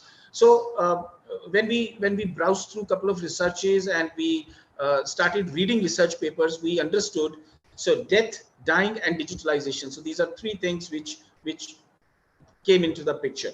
We also found there's a lot of digital personal data and information related to digital death, and less attention to reduce the personal value from such information and data. Also, a significant change was noticed while reading those papers in people's way of managing memories of near and dear ones after their death. Use of the digital assets, social presence of dying loved ones, those who are in their later ages and close to that process, and engagement with death as an event from formal ritual to more dynamic, flexible, and personally meaningful through use of technology. So there is a use of technology. There are examples. I'll quote a couple of examples in my presentation where the technology is used in both cases, death as well as dying. So when I talk about death, it is more remembering people after their departures, and dying when people are in process or in the later part of their life. How do they use technology to embrace that particular situation and the old memories and to refresh their life? So all these arguments led to different areas of research questions that require a multidisciplinary approach. So it's not the one discipline who can handle it, as I already told you, death, dying, and digitalization. So all the different disciplines come together, make this topic more interesting. So there is a question here which we which was there in our mind, that what role digital assets and technologies play in person's life and afterlife. So today I'm alive, so my digital assets are playing a greater role. Everything that I do, in fact, after this conference, the snapshot of this conference will go to my Facebook account with tagged on all the professors of Telkom University, our colleagues there in Telkom University, to everybody, those who are in my circle. It will go to Twitter, it will go to LinkedIn, and you know, this is how I'm embracing my life. I'm making myself feel happy about my current life. But what will happen to my account once I'm not there? So that's a question, that's a research question. So that's why we have taken these three different things: death, dying, and digitalization. And we are talking about all these three things in this research article. I'm very sure that you're going to find it very interesting. So how did we do this research? The first thing we did, that we did a pilot search, and we tried to frame a question after reading a lot of papers. So all of you will understand that as an initial step for systemic literature review, what we did a pilot survey as a first stage of a review. So we did a pilot survey understanding related to the field under examination and the scope of existing literature. For conducting an inclusive and effective systematic literature review, we formulated we already formulated the question, and then we started looking at the different papers. We have gone through around more than 100 papers, and then when we read those papers, we tried to locate the studies from different sources. So when I say we try to locate the sources, the databases selected under the consideration for covering the peer-reviewed literature related to the research question. So we focused on Science Direct, Taylor Francis, Wiley, Emerald databases, and we tried to look at the words called digital, asset, life, afterlife. So we restricted ourselves to these words, and we browsed different literature. The purpose of any primary research is to identify the broad literature available for the given area already. So following that, the same search strategy, inclusion and exclusion criteria, we identified 40 articles out of 112 papers that we studied as a final sample of the sample of the studies. So we included many articles, we excluded many articles. That was based on a criteria that we defined. So firstly, we had set the range for studies to be included in the current study from 1995 till 2020. So as the area is gaining attention of researchers, and majority of papers have contributed to the literature of digital asset, digital death, and digitalization during death and dying process in the last few decades only. Secondly, we followed the inclusion criteria of including only peer-reviewed journals and excluded the gray literature from this phase of research.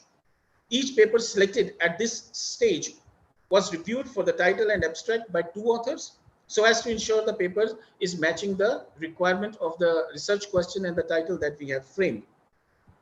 So as I told you, 112 articles, 88 were excluded, and we were having 24 articles in hand, and then we had another round of search where we added 16 more papers, and we tried to reach to the sample size of 40 different papers.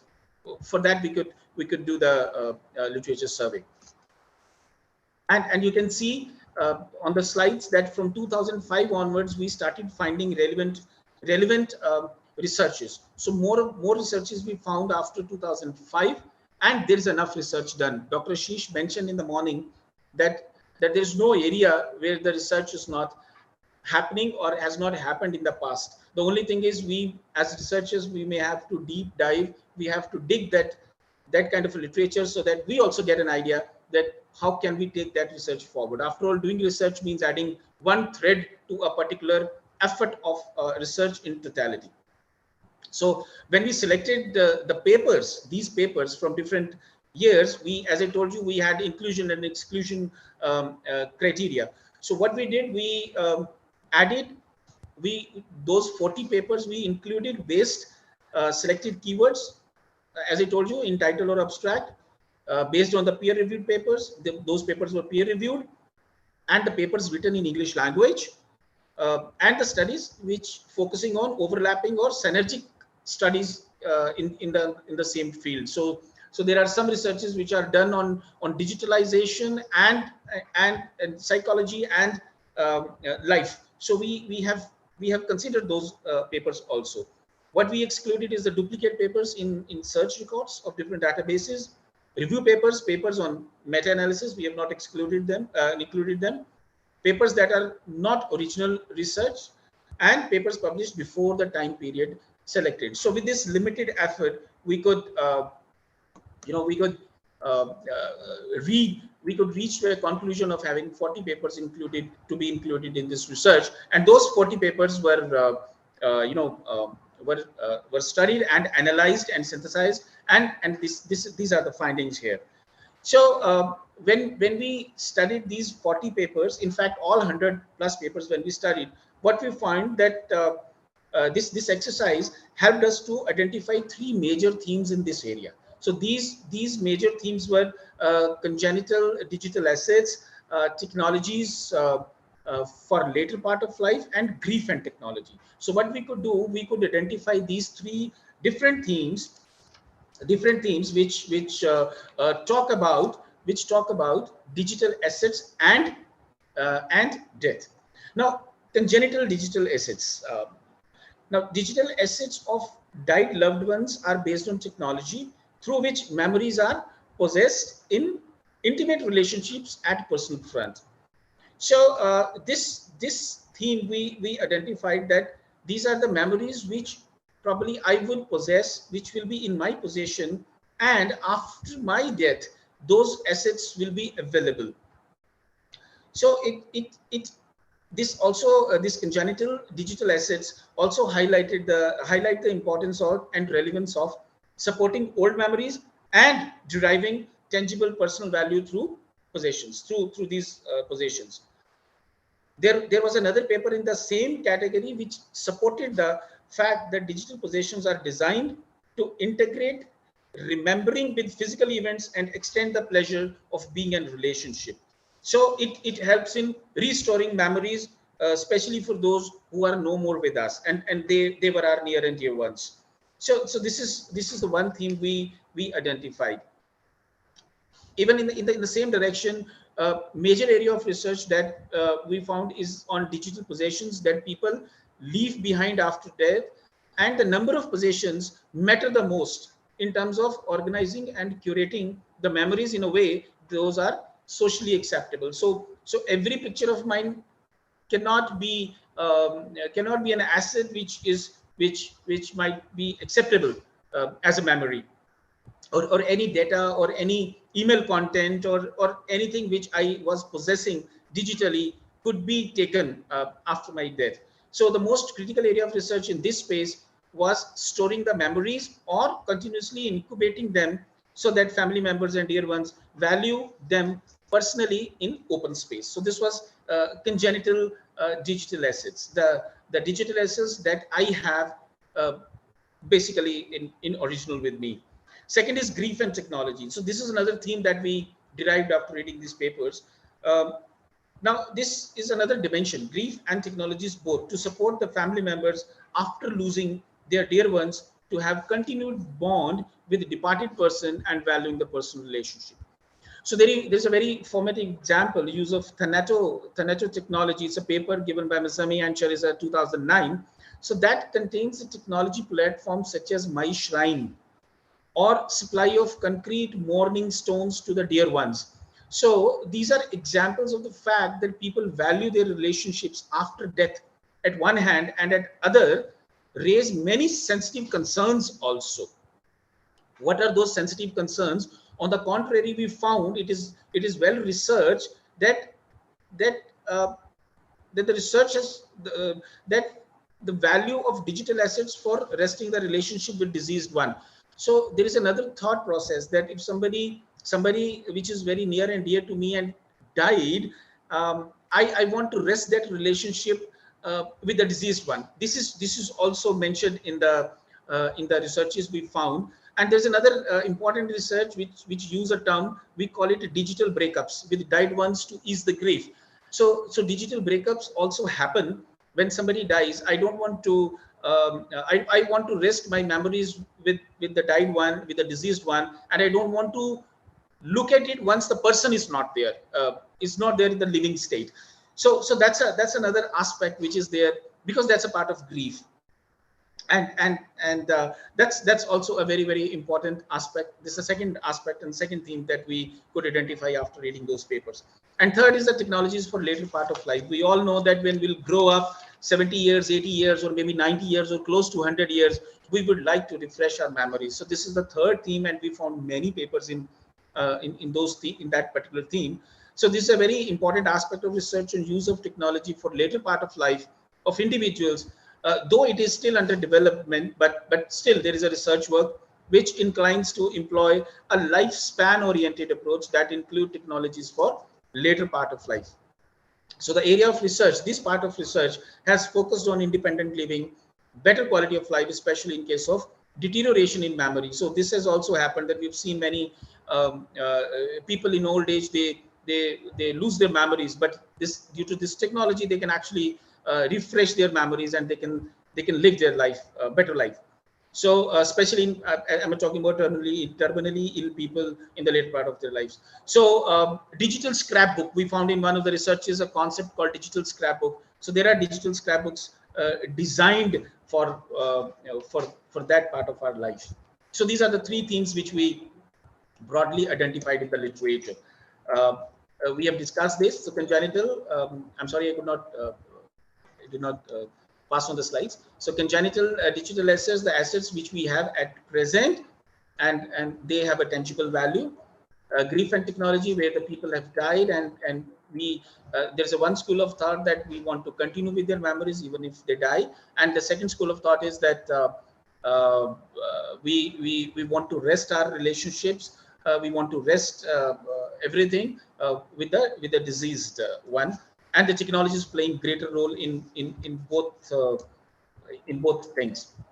And technologies for later part of life is lifespan oriented approach. As I told you, that those who are terminally ill in the later part of their life, they can use technology for refreshing their memories of life, and they can stay in touch with their near and dear ones also. So when we look at those three themes, what we did, we further studied those researches, and we found that research on digital death, we divided it into three different clusters. So when I say the clusters, so these clusters were defined in order to explain the concept of digital assets and digital death. So the first cluster is connecting during tragic events. Situations like mass shooting.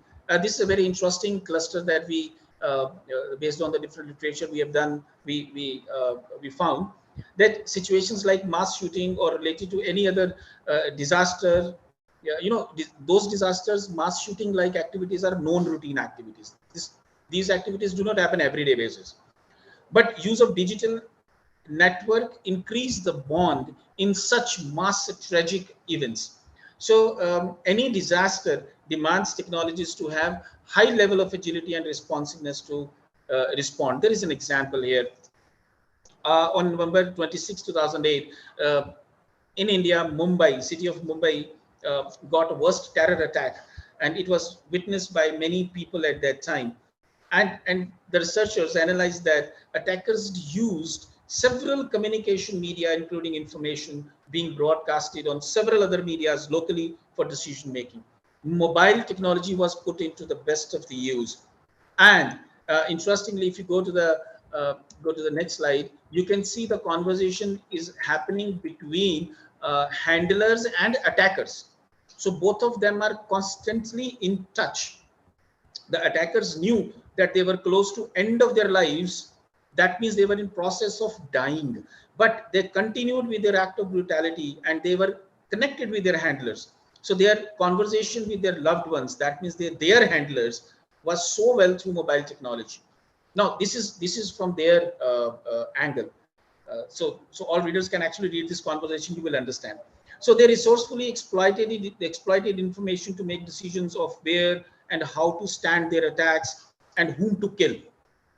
So the remote handlers organized process of monitoring of live media and websites. So the technology is involved, information gathering on several digital mediums, and opportunistic decision making and enhance the effectiveness of attacks.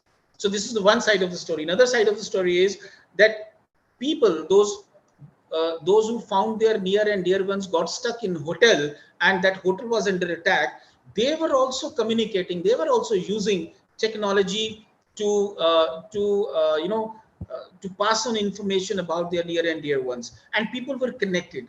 Those who were in a struggle to save their lives, they were also taking help of technology at that time. They were talking to their near and dear ones, and the role of audience at that time involved as spectators changed from passive to active agents. So otherwise audience is always passive, but in such cases where there are incidents like mass shooting and something is happening, so those passive agents become active agents in the time of crisis, and several kind of communication happened. What happened is this kind of connectivity increase the intensity and create greater impact on the crisis because of involvement of near and dear ones in the crisis, or feeling of socially connected, nationalism, religion, and so forth.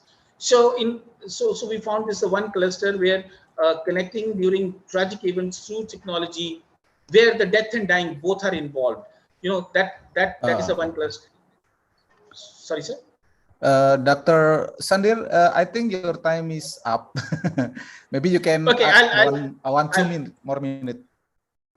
Great. So I'll just close it. Done. So second cluster we found is that preservation and succession of digital assets. As I already discussed, that if I have digital assets, I have so many information on social media. How will I preserve? How that information will be? There will be a succession. So how those digital assets will be used post my death. So this is the second cluster. And cluster 3 is honoring the departed loved ones and funeral industry. Now, funeral industry is something which is new industry and it is coming up. In some parts of the world, the US, UK, Australia, we find funeral directors, but not everywhere in the world. But yes, this death industry is also coming up to honor those people who are died, or who are departing, or who are dying. So just to honor the departed loved ones with the memories they have. So we can quickly focus. These are the last 2 slides. These are the future directions of the research. So we can do research on use of technology in dying events, not afterlife, or we can research on digital crafting. We can research on rituals, transformation, and digital possession. That who will possess my digital assets post my death. We can look at the use of interactive technologies in case of digital death. Economic dimensions, as I told you, the death industry is also coming up. So funeral industry, funeral directors are there, and some ethical and legal issues. So what will happen to my official emails and my personal emails that I have transmitted today, and tomorrow if I'm not there, who will handle that text? And that content is also very critical, and nobody will take my permission, and who can use it and who will use it. So these are a couple of future research questions which we can work on, and a couple of our colleagues are also working on these research questions, and I invite all the researchers on this conference and my colleagues. They can connect us anytime, and we can do the joint research, because now we are planning to have more research in this particular area. Thank you very much for giving me an opportunity, and I wish all the best to all the organizers of SCBTII conference. Thank you very much. Have a great day. Yeah, thank you, Dr. Sandri Sharma. Very insightful talk. Also inviting for collaboration. I think this is new things. Personally, for me, I never know about the research about the digital death and digital dying. So I think when right now, as we live right now, we still have a lot of data, yeah, in social media, etc. but there's also services that give us a memory, yeah, to see that what happened 1 year ago, 2 years ago, etc. And sometimes we cannot get access to that. That is also an opportunity for us to sell the data or to sell the memory for the people. That there's a lot of opportunity in that. Thank you very much. We come back again to the Q&A session. Okay, I will call the last speaker. Yeah, last but not least. Yeah, Dr. Rina Pasaribu. Yeah, I will read his CV. Excuse me. Okay. Dr. Rina Pasaribu, Rina Junita Pasaribu is she is a doctorate in management science from Pajajaran University. She achieved a master in communication and real-time electronic system from University of Bradford, UK. Dr. Rina has developed her core expertise in the area of strategic management, professional marketing, digital human capital management, coaching, and green sustainable program. Dr. Rina actively conducts research published in reputable journal and has often been a speaker in a various national and international forum. Dr. Rina has also become a Telkom Education Foundation board member and has contributed to several certification teams in the marketing and human capital management area. As of now, Dr. Rina has received numerous awards and recognition. Please, ladies and gentlemen, we invite Dr. Rina Junita Pasaribu to present the topics about Indonesia reinventing human capital in accelerating sustained digital business success. Please welcome Dr. Rina.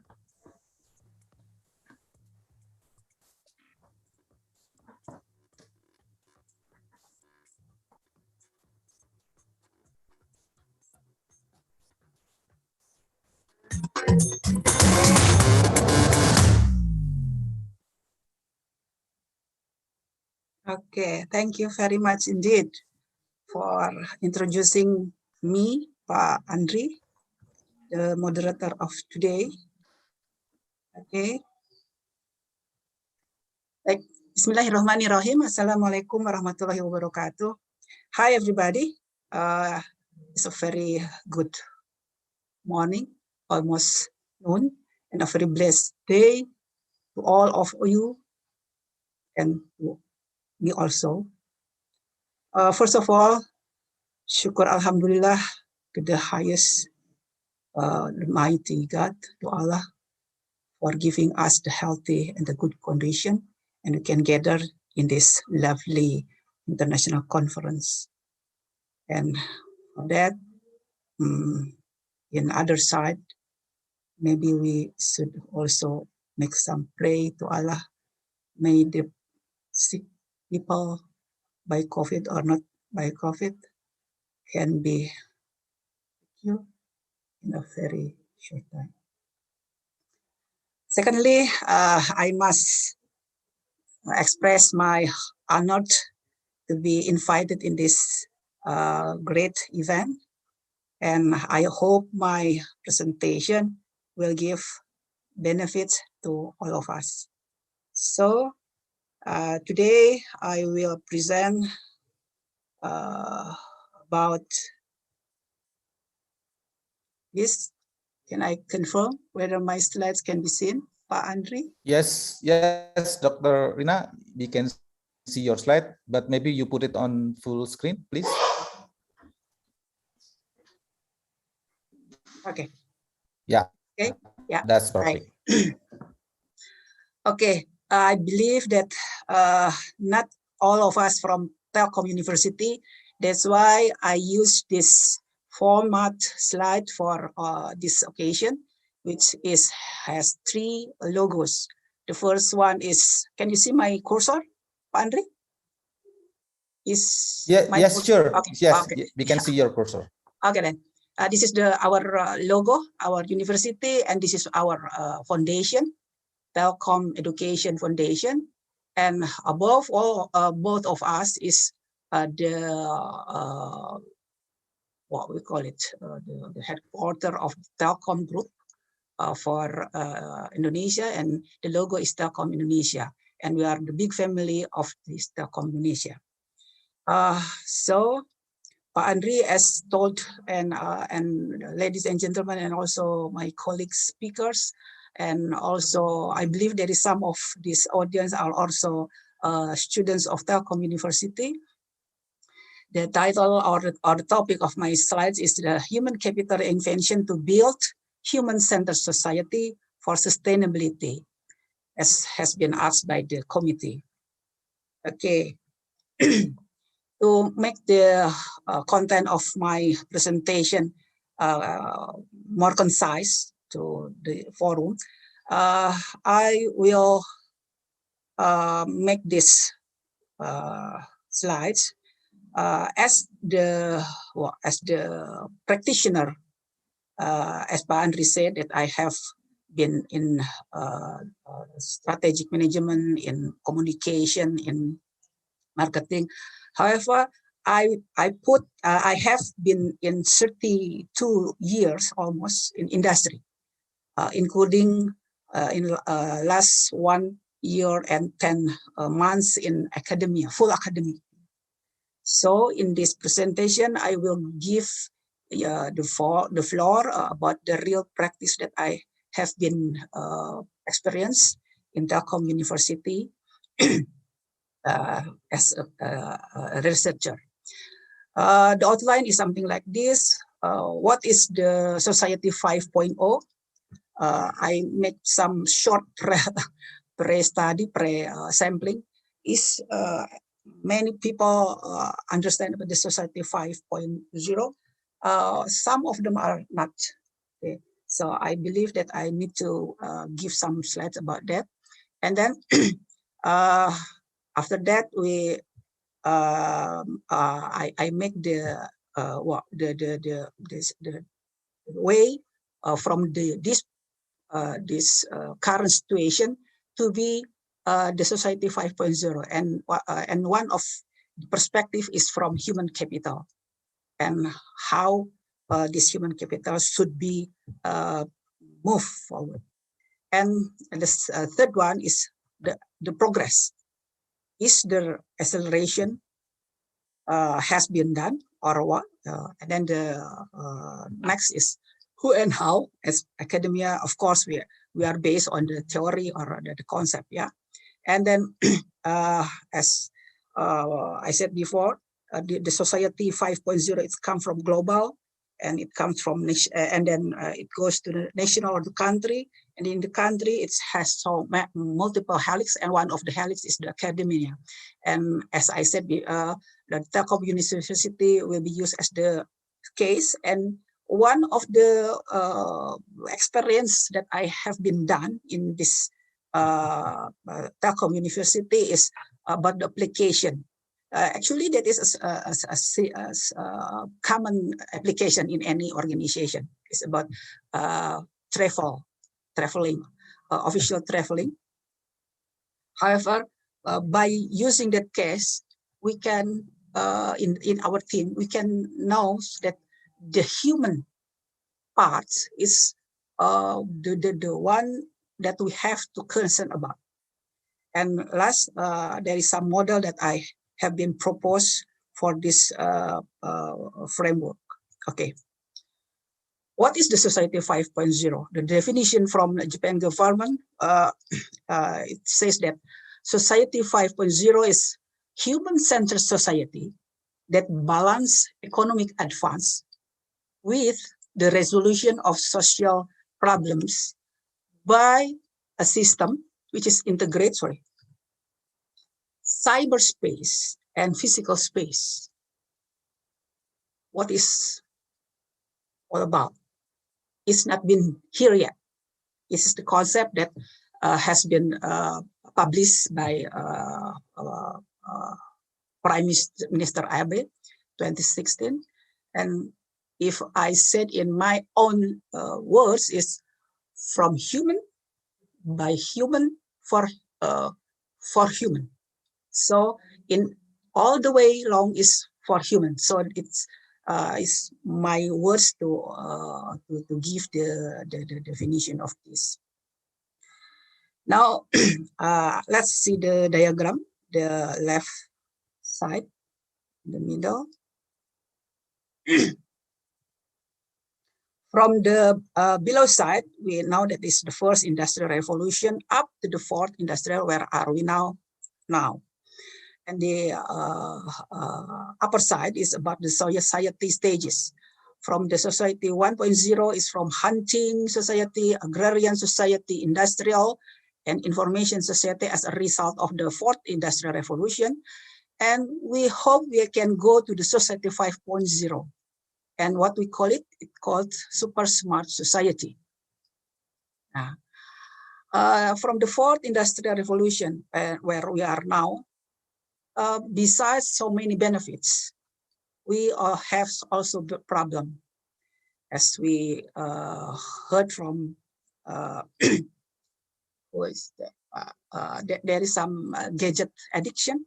Yeah, there is that is the last balance. Professor Koji told about that previously, and the ethical issue, the misconduct, and also the destroy of many jobs, and also the partners of a human machine is very tight after this digital transformation, and also there is some threat to the national core values. This problem. And where are we want to go? What is the society 5.0? As I said before, from human, for human, and by human, and it is supported by the integration of cyber and physical space. And how this using? How this is use the big data. And big data analytic in a very huge, in a very massive cross industry, between industry can be shared, can be traded, this data. So the data will be very huge and very massive, it's very complete, and they can be analyzed for each purpose. And from there, the innovation, unlimited innovation can become. So the word release from the many constraints, for example, for time, for distance, and for maybe a load. Okay. So if we see also from the others' perspective, Industry 4.0 is the scope is for industry. Meanwhile, the society 5.0 is for the entire society, entire human being who is live in our planet, in the same planet. Industry 4.0 is talking about means, but in society 5.0 is talking about results. Yeah, and there is one also quote citation that I take. Basically, and summarizing, Industry 4.0, the generation of knowledge and intelligence is done by humans with the help of technology. Meanwhile, in society 5.0, the generation of knowledge and intelligence will come from machine through AI at the service of people, to serve people, for people. This is the human center. This is the SDG, this is Sustainable Development Goals. When the Society 5.0 is there, so the SDG achievement is also there also. So they are very synchronized, because when the human-centered is there, so the human will sustain themselves, and also the environment will be included there. Let's see from other perspectives for the standardization. What I would like to show that the feature of this, we incorporate advanced technology in all industry and social, all industry and social life. Everyone, inclusive, can live comfortable, irrepressible, and high quality life by creation of new value from innovation. As I said before, it's so very big data, massive data, and it analytic for a specific purpose or for generic purpose, and the innovation is unlimited. So the realization of human-centered society 5.0 leads to achievement of SDG, as I said before. And also the principle, again, is about the inclusivity, all person, all human being, sustainable, human-centered, innovation, and also the governance. Why? The government has to be there. Otherwise, will be killed. It has to be governed. Yeah. Now, from 4.0 to society 5.0, which is support the sustainability, what we have to do from the perspective of human capital is less humans to human-centered, from industry to society. Society comprises of humans. We call it the human capital reinvention. The reinvention of human capital. Logically, this human capital reinvention is about all things towards human-centered system. As I said before, people as process owner, or people as process management, and people as the doer, and people as the object. From, by, to, or for. Now, so one of the things that we have to do is understanding the human. There are so many aspects of humans. Dr. Sandir talked about the death after death, life after death. And it's very new for me also, Pa Andrea. There is one perspective from a time perspective. Now it's about the human skills. If we differentiate them, it's hard and soft. The hard is about numbers, about logic, it's about analytic.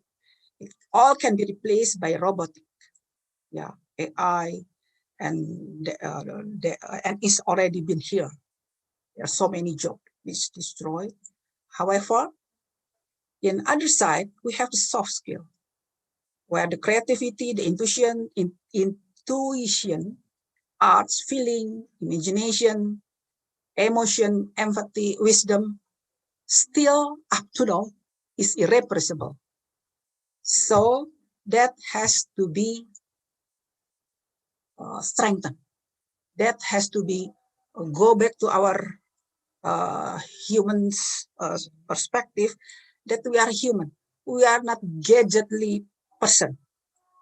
We can a gadgetly person. However, it still has to be used as a human being. Yeah. Give some illustration about this. I will ask everybody in this forum. I ask maybe 1 minute to see the next slides. And before that, please think about our mother. Can we do that? Maybe I ask Pak Andri to think about mother for example. Think yes, and, Bu. okay. And we think about mother. Of course, always. Of course. Okay then. Let's see the 3 slides after this.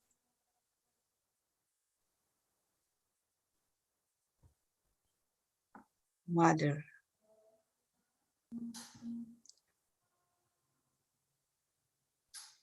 Mother.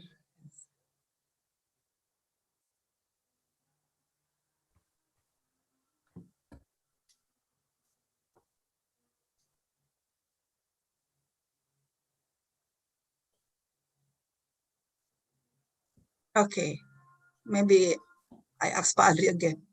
What do you feel about these 3 slides? I feel warm. I feel I miss my mother. I feel I was most fortunate people in the world to have a mother. Alhamdulillah. So we have a feeling, we have emotions, and it's not something that can do by robot, isn't it? Yes, sure. Surely. So that is humanity. Okay then. Let's back to this slide again. Okay, Ibu Bapa, ladies and gentlemen, my dear colleagues and my dear students, combining the hard skill and the soft skill, World Economic Forum tell us that in 2025 there is 15 of top skills in 2025, which is among these 15. Burina, you have around maximum 10 minutes more. Okay. Can you, yeah. Okay. From this top 15. Thank you. Okay. In 5 minutes, you have to remind me again. Okay, Pak Andre? Sure. From 15, we can see there are more than 8. So it means more than 50% is about the soft skill. You can see here the creativity, the innovation, the initiative, the social influence, and of course here resilience, stress tolerance, ideation, emotional intelligence. It's about soft skill. So everybody, let's go back to our humanity. Now, but the acceleration. Up to now, the acceleration is already there. The acceleration is already 2. One, the industry 4.0, and the second one is the COVID-19. The COVID-19 is the global accelerator. So if the main topic, the main theme of this conference is about acceleration, the acceleration is already been there. So what we have to do then? We follow the accelerate process, but we still have to find how to get to the society 5.0, which is the Japan's idea. This is for global and for national. As I said before, there are multi helix, and we are from academia, and we can go to the academia perspective later on, and in the country there is some organization and individual, and the mechanism, all of them are top down and in bottom up. Okay, let's talk about the who and how. We have already talked in the previous global, national, organization, and up to the individual. And the concept, as we are academian, the theory is there. The grand strategy, the grand theory, the strategic management. The middle range is about values from the micro to the macro, from strategic planning to execution. And so up to the concept that I have been used is people, process technology, and business process engineering, change management. And the last week national meeting for UI Green Metric or SDL for Indonesia, for national, it has been revealed. One of the model that has been published by Grechu and Ipina is about university sustainability model. Now, let's go to the more deep, the university. What is the academia role? First thing first is preparing students or preparing young generation to ready for society 5.0. First, what we have to do, we have to move from the rigid learning to the system which is more flexible, and we have done it in Telkom University with Kampus Merdeka, MBKM, Merdeka Belajar, and Kampus Merdeka. And of course, number 2 is before we change others, we have to change ourselves first. That's why we need to do the digital transformation for Telkom University itself. Not only digital transformation, which is Industry 4.0, but also the human-centered and for SDG. And this is the value case that we are going to talk about later on. And the number 3, of course, super collaboration with other helix, industry, government, and other stakeholders. Telkom University is established in 2013. It's merged of 4 higher education institutions. It has almost 1,000 lecturers. It has 32,000 students, and the alumni is more than 50,000, which is scattered in more than 30 countries.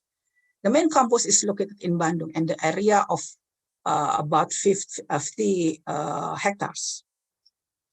I want to show you one of the vision of the Telkom University, which is become research and entrepreneurial university in 2023, which plays an active role in the development of ICT, science and arts. So it hasn't been put the sustainability here, but I believe my rectorate is put the sustainability in their strategic planning. Okay, the achievements. Telkom University is the best Indonesian private for 2 years, and other accreditation for the innovation, for the community services, for the IT Webometrics #1, and also for the UI Green Matrix. We have a best results. And the tele programs. Excuse me, Bu Rina, 5 minutes more. 5 minutes more. Okay, thank you. This is Campus Merdeka, which is change our rigid style to the more flexible. We have Celo and something like that. We have innovation, which is announced by President himself, and also we has also the SDG program, and we have the team for that. Now I ask people to see this. This is the programs from Telu for Telu itself. It sounds like living laboratory. And me, before now, I am in the resources unit. One of them is digitization, from manual to automatization, and one of them is DigiOta.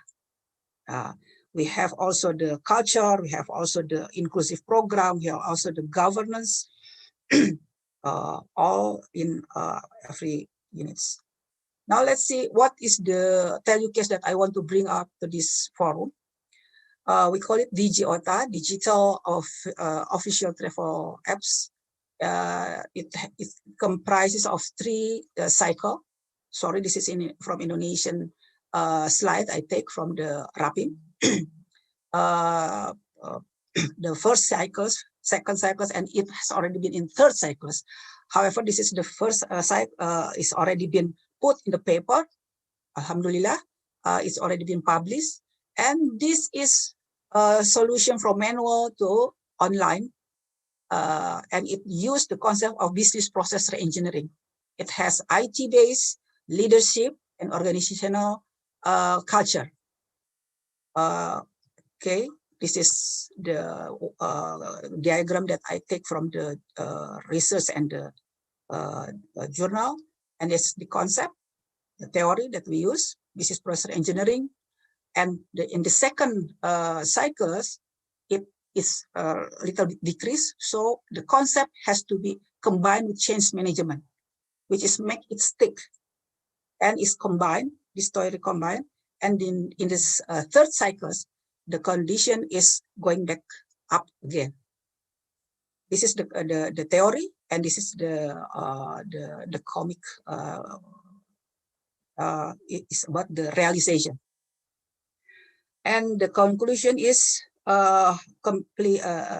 comprises many units and integrated base, and it's impact the organizational behavior. And of course, if this organizational behavior continuously done, it will be the culture, it will be the values of this process doing by these people. Now the findings. So what is the relation with the human capital? One of the results that we evaluate, and we evaluate before and after. So the respondents answered the in-depth interview that the leadership is very important thing. Listen and talk thoroughly has been there. Problem solving together, drill down, and it the problem is put in the one table and everybody sit back before the silos is there. So the digital ways of working is been in the place where the openness is there, walk the talk, so the trust is built and the committed from the team is built up. And all of them is doing by heart. The positivity is there. So my conclusion, or our team conclusion,